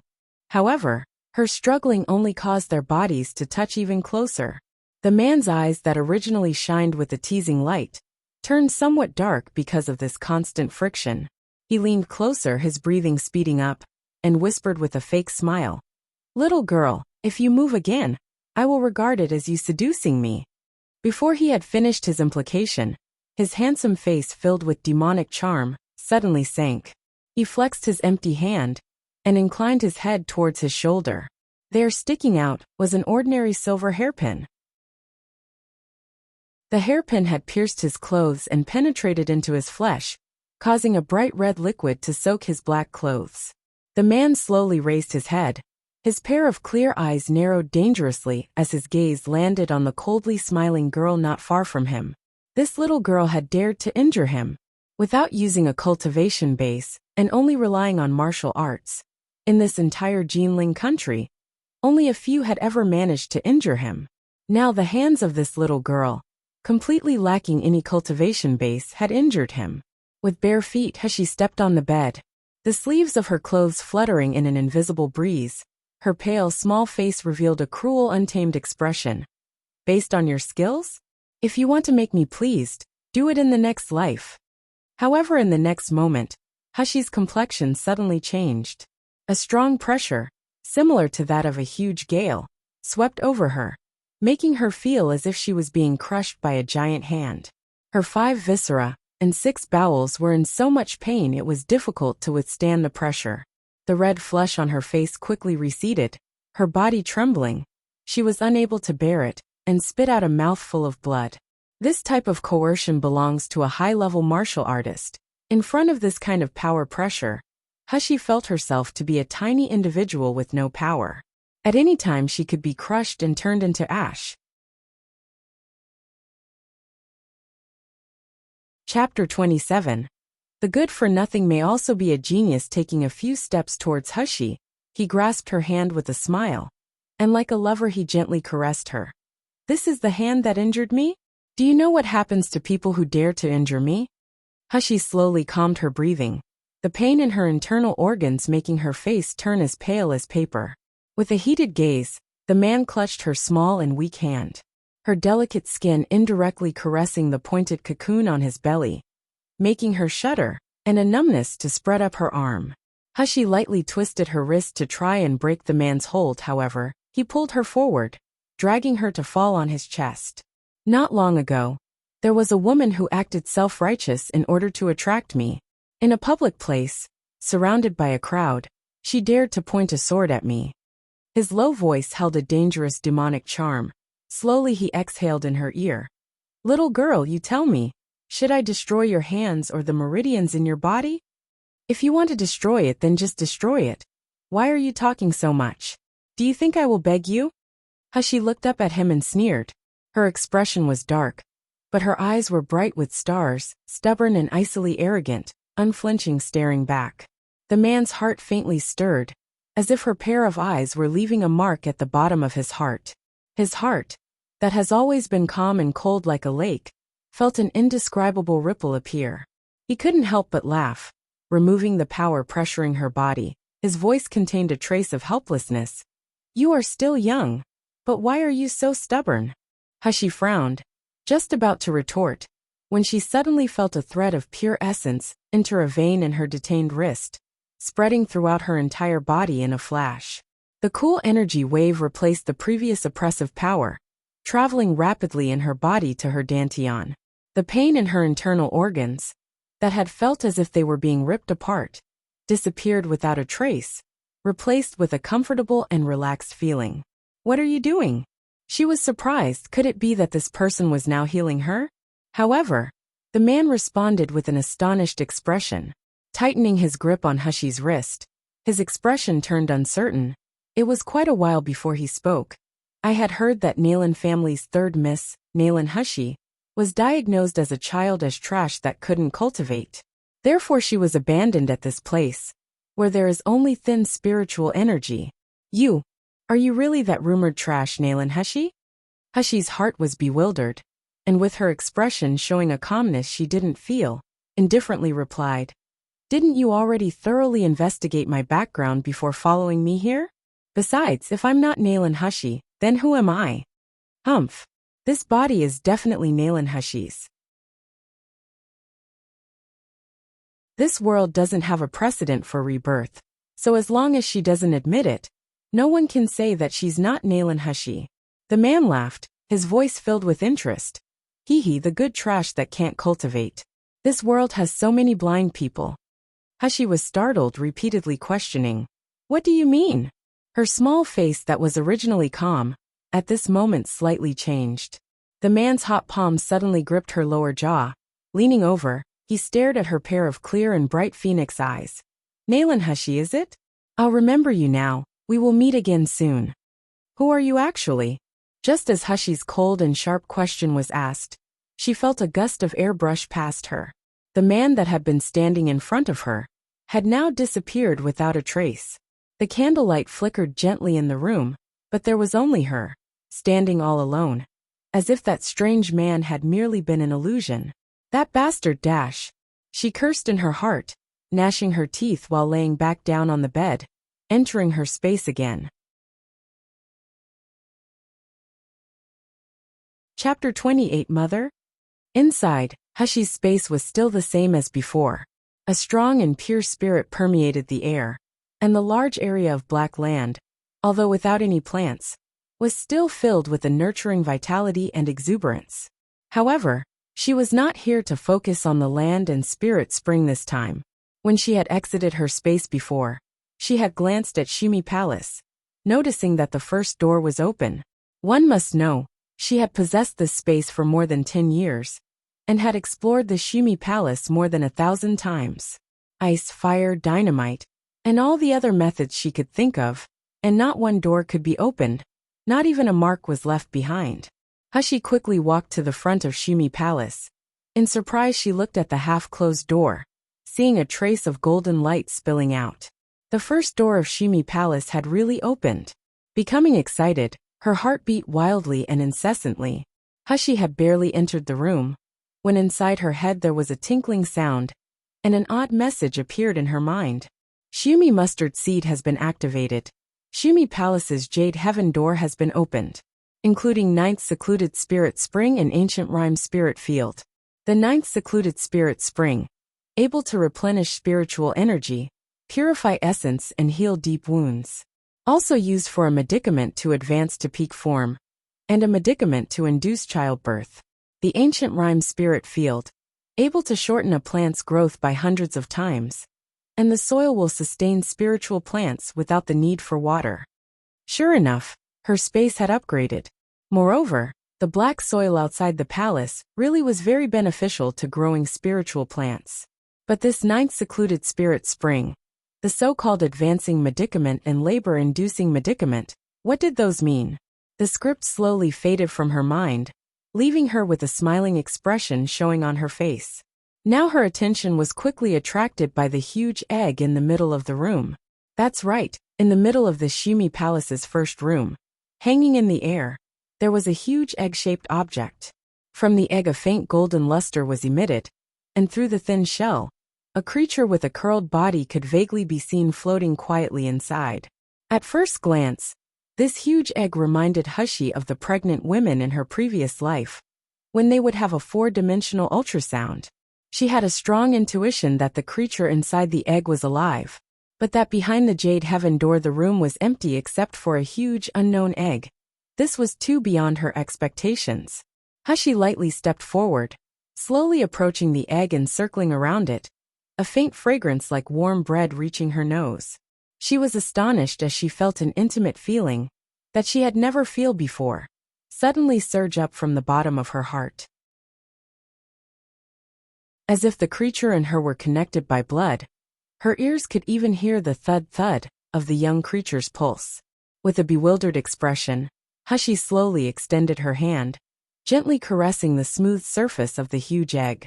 Mother, mother, a sharp and clear immature young child's voice suddenly echoed inside her head, causing her to jump in shock. Quickly withdrawing her hand, she looked in bewilderment at the huge egg. The golden light surrounding it had become brighter. Just now, was that her imagination? Why did it seem like she heard a child speaking? But this room is empty. She didn't see even a shadow of anyone else. It couldn't be that this huge egg was talking to her? Hushi's heart was full of disbelief, not daring to believe, as she once again extended her hand, touching the huge egg that was now flickering with golden light, as if in excitement. Mother, you finally came to see me. If you had not come, baby would have been bored to death inside here. Chapter 29. What species are you? Hushi's eyes opened wide. She was quiet for a while before finally asking, Who are you calling mother? Of course it's you, Mother. The huge egg's voice was brimming with happiness like a spoiled child. Besides the unequaled great, awesome and beautiful mother, who else would have the qualifications to become baby's mother? Black lines appeared on Hushy's face. She didn't know whether to laugh or cry. Who's qualified to become your mother? This miss is only 16. Even in my past life I hadn't passed 20. So how can I become a mother? This is wrong. This is an egg and I am a human. For a viviparous mammal, how can I give birth to such a huge egg like this? Hushy felt dizzy because of this egg, and speaking with an unhappy voice. What are you? Why are you calling me mother? Because you are my mother? The golden light bounced several times, its voice somewhat anxious. Mother, I can often see you from here. I've been waiting for you to come see me, but you've never come. Baby is very lonely and all alone here. The huge egg's sharp and clear child voice was sad, and sobbing could be heard coming from the egg. It was so sorrowful and full of grievances. It really made an unfeeling person unable to not take pity. Hushy felt a headache start, but unable to help herself, she gently stroked and caressed the huge egg's shell, and spoke with a soft voice. All right, don't cry. Haven't I come to see you now? What type of species are you? What is species? The huge egg seemingly really liked her touch. The originally still crying voice had now become cheerful. I don't know what I am. But mother is my mother, baby knew you. Woo, mother, you don't need baby? After speaking, the huge egg seemed to panic and became restless, once again beginning to sob. Hushy held her forehead when she heard the child's grief-filled weeping. She was filled with self-mocking, as she didn't know how to describe her feelings of wanting to surge forward and comfort the egg. She is an unmarried girl. She really didn't have any experience on how to coax a child. To stop it from weeping, Hushy had no choice but to caress its eggshell again. All right, don't cry. I never said I don't want you. Then, do you know why you're in Shumi Palace? The huge egg accepted the caresses and sure enough, once again the overcast rain became clear, its excited golden light bobbing around almost in a circle. It even shouted mother several times, and as if trying to remember something. Shumi Palace? It seems I remember this name, Shumi Palace. Ah, that's right. It's Grandpa Shumi, I remember him. It's him that had saved baby? Grandpa Shumi? Who is he? Grandpa Shumi. Its voice was confused, yet filled with yearning and fondness. Grandpa Shumi was good towards baby. He saved baby from that dark, ice-cold room, also feeding baby rich spiritual energy to drink. After baby drank spiritual energy, I fell asleep. After waking up, I then saw you, mother. Hushy was dumbfounded towards this huge egg. It was crying 1 minute, then laughing the next moment. From the short conversation they had, she could see it had a child's temperament, and she didn't understand most of what it said. So even if she asked again, it might not answer anything. Hushy felt helpless. She intended to release her hand that was still pressed against the eggshell, when suddenly, she heard the child's voice excitedly shout. That's right. Grandpa Shumi has something that he wanted to hand over to mother. Baby was too happy to see you, almost forgetting about it. Chapter 30. Old Man Shumi Hushy had just finished speaking, when the huge egg's golden light suddenly bounced a bit, before a silver light separated from it, stopping to sway in front of Hushy. She momentarily stared blankly, but not waiting for her to clearly ask what this light was to the huge egg. The silver-colored light suddenly accelerated its speed, entering her body. Hushy staggered back several steps, her hand releasing the egg, as she felt the internal energy in her body running rampant. After several breaths, she realized she wasn't in any pain or discomfort. On the contrary, before her eyes the translucent silhouette of a person slowly condensed. It was a sage-like old man dressed in a white robe, with his silver hair and beard. The corners of his mouth held traces of an amiable and benevolent smile. However, when Hushy saw this man, she felt a burst of uncomfortableness throughout her body. Her invisible needles instinctively appeared between her 5 fingers. Even if this old man had a benevolent and harmless expression, his body emitted such force that it made her feel powerless. His force was so strong that even crawling was difficult. His muddy eyes contained an unlimited serene light. Just like a bottomless abyss, the end couldn't be seen. Grandpa Shumi. The huge egg uttered a cry of excitement. But this time the young child's voice didn't come from inside the eggshell. Instead it echoed in her ears, that silvery ball of light being the obvious reason why. Mother, you quickly see. That is Grandpa Shumi that had saved baby. However, Hushi was not so naive as the huge egg. Rather, she cautiously looked at the old man that was floating in the air, slowly asking, "Are you a person or a ghost? What is this place, Shumi Palace?" Unknowingly she spoke her fears, because although Shumi's space had accompanied her for 2 lives, if she wasn't clear on what it actually was, she would never feel completely comfortable using it. Old man Shumi didn't answer. Instead he seemed shocked as his eyes stared at Hushi. Happiness, bewilderment, relief, hope. Expressions lit up his eyes as one by one they flashed past. Hushi couldn't stand this type of silent oppression, and chose to throw her invisible needles, prompting old man Shumi to finally speak. "I've been waiting in this Shumi mustard seed space for a long time. I thought that there was no hope anymore. I didn't expect that I was actually waiting." His face was filled with excitement as he looked at Hushi. His gaze stared at Hushi like she was a rare treasure, like his lifesaver. That's right. It's soul fusion. I didn't expect that a spirit from a different world would really achieve soul fusion. Ha ha ha ha. Our clan has been saved now. When this was said, Hushi was scared witless. With this one sentence about a spirit from a different world, it was very obvious that old man Shumi had seen through to her true identity. Hushi's expression was filled with caution and alertness. It caused old man Shumi to calm his excitement and show a warm, cultured smile. "Good child. You don't need to be afraid. Besides, I will not be able to see through to your true identity. Especially after you've completely broken the seal. This ability will be fused together with your body, without a trace of flaws." Hushi frowned and muttered, "After breaking the seal?" She didn't know why, but the first thing she recalled is that intruder in the middle of the night, that hateful man's words. "If you are trash, then no one in this world is a genius." Could it be that what that man said is true? That there was some ability sealed away within her body? Hushi was deep in thought when she heard old man Shumi's slightly quickened voice. "Good child. Now you listen to me. I don't have much time." Don't have much time? At this moment her thoughts slowed, unconsciously repeating those words.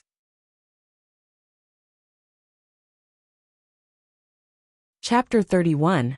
The Ancient Origin Spirit. Old man Shumi laughed. "My origin remained in this space of divine senses for the sake of the arrival of this space's owner. Reincarnated for thousands of generations, through different times and space, my original spirit has long been slowly exhausted. To be able to remain up until now, for the time you appear, I'm very satisfied." Hushi lifted up her face and gazed into the old man's eyes, her expression still full of cautiousness and disaffection. However, all she could see was a pair of eyes full of benevolent kindness and hope, eyes that held a prayer and blessing, without a trace of scheming, making her cold and hard heart slightly moved. "This space was made from refining my spiritual body. These past millions years, in order to look for the space's owner, I've let many people become its carrier. But you are actually the only person that has been able to make it upgrade. However, what you see now is merely just a small part of this space." Hushi suddenly recalled that when in her past life, this space's assistance had always saved her. So regardless of whether or not its existence was being used to take advantage of her or for scheming, this assistance rendered was nevertheless real. She looked towards old man Shumi's eyes, and couldn't help but feel somewhat grateful. Old man Shumi laughed slightly when seeing her eyes become more gentle. "Hushi, wait until after your cultivation base has advanced. You will then see the space's true appearance. That is the real paradise, an equipped magic item that could cause all people in the cultivation world to rush like ducks." With her nature, when she heard these words, her mood surged, unconsciously imagining her future circumstances. However, very quickly she awoke from her beautiful dream. After all, she didn't have unconditional strength. Even if she had many magic items, she would be just like an ordinary person, that treasured a jade ring till it becomes a crime. 1. She pointed at the huge egg. Then what is that? Cough, that is the ancient origin spirit and being sealed now. Old man Shumi solemnly said. The so-called origin spirit, that is the origin of all the spirit in the world, the divinely created objects that are able to create and destroy. The two of you have already completed a life and death contract. In heart and in spirit, in life and in death. Even with a Tao heart too, or spell you can't cut off the connection between you. Wait. She couldn't help but open her eyes wide and exclaim in surprise. What life and death contract? Why, I don't know about it. When did this happen? Besides, this is obviously an egg. You go so far as to make me share life and death with an egg. Are you joking with me? Moreover, what is this ancient origin spirit? What divinely created objects? Sounds very powerful, however. Isn't this completely like having heard but not understanding well? In the end, what kind of ghost is this? Mother, baby is not an egg. Woo woo woo. Baby is mother's obedient baby. Woo woo woo. She suddenly felt a headache start, having no choice but to appease the baby egg again. Old man Shumi laughed. Not so long ago the human race, in order to obtain this life and death contract, they overturned heaven's pillars, putting people in a terrible situation. And yet you actually feel unlucky. Hushi, little friend.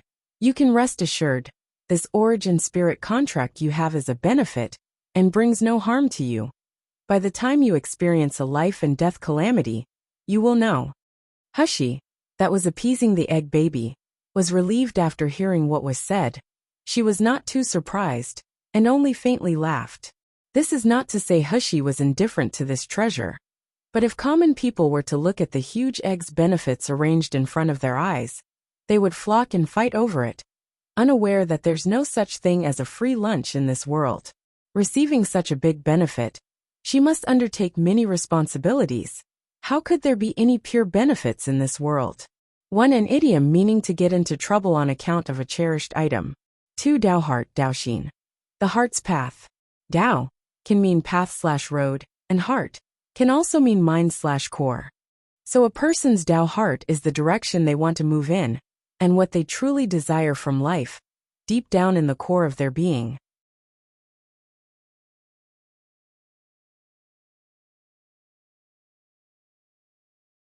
Chapter 32. Baby is not called huge egg. Old man Shumi saw her indifferent eyes after she had heard about the powerful origin spirit. There was no greed in her eyes, rather, it was vigilance and calmness. He couldn't help but be more pleased. I will soon disappear, Hushi, little friend. You must remember, before you possess enough strength, you shouldn't let people know about the existence of the origin spirit. Otherwise, it can become your disaster. It can also become a monstrous catastrophe to the greedy human race. Remember that at all cost. His implication was barely finished when his vaporous figure slowly dissipated, changing into a speck of silvery light, before disappearing in the air. Wait a minute. What is the secret that is contained in the origin spirit? Why did he say I shouldn't let people know about the existence of the origin spirit? When old man Shumi mentioned about the power of the origin spirit, he said that she must keep it secret. So it was clear that the origin spirit was extraordinarily powerful. In the end, what did you want me to do when you gave me these? However, her only response was her voice echoing in the air, and the huge eggs weeping. Grandpa Shumi disappear. Woo woo, mother, baby can feel Grandpa Shumi will not come back anymore. Hushi was just about to ask, when suddenly, she felt a slight tingling pain in her mind. Then she felt her connection with this space suddenly increase, so that even if she was standing in this room, she could clearly feel what was happening in every inch area of the space. Hushi was shocked for a while, and gradually recovering from her shock, she touched the huge egg that was weeping and grieving, sighing. All right, don't cry. People will always have to be separated in life and death. You are an egg, why so sentimental? The huge egg stopped weeping with her caress. However, it protested loudly. Baby not called huge egg. Huge egg is not pleasant to hear. Black lines appeared on Hushi's face. You are an egg. It doesn't matter if that name is pleasant to hear or not. Then, what do you want to called? The huge egg's voice was full of confusion and expectancy. That. I don't know what I want to be called. But shouldn't Mother help find a name for me? Its soft and sticky voice was both lovable and bashful, causing Hushie to feel as if its appearance was like that of a shy, plump child, eagerly looking at her. Hushie laughed at her imagination and couldn't help but tease. Then since you don't like the name of Huge Egg, is it better to call you Dan Dan, Yuan Yuan, or Gun Gun? Mother is bad, baby not plump one. Baby don't want unpleasant to hear or ugly names like those, woo woo woo.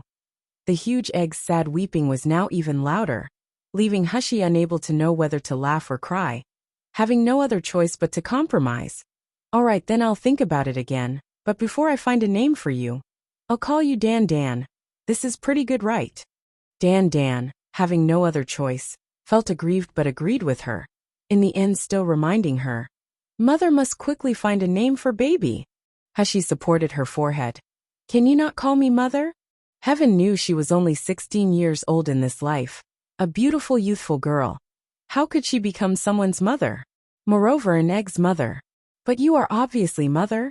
Dan Dan's voice was filled with shock and sadness, crying 100 times more bitter than before started. Mother didn't want me again, woo woo woo.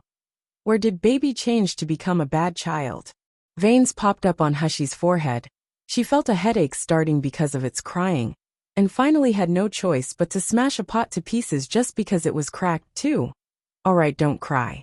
When I said that I don't want you, I didn't mean it. You can call me Mother if you like. 1. Yuan Gun Gun means plump. 2. Idiom meaning something like, to write oneself off as hopeless and act recklessly, that you're tuning in to the Li Mei's Wuxia Whispers YouTube channel. We're so grateful for your support, and don't forget to subscribe to join us on this incredible journey through captivating stories. Your generosity through donations truly makes a world of difference, as it's the primary source of revenue that allows me to expand and enhance this channel for you. Thank you from the bottom of my heart for being a part of this adventure.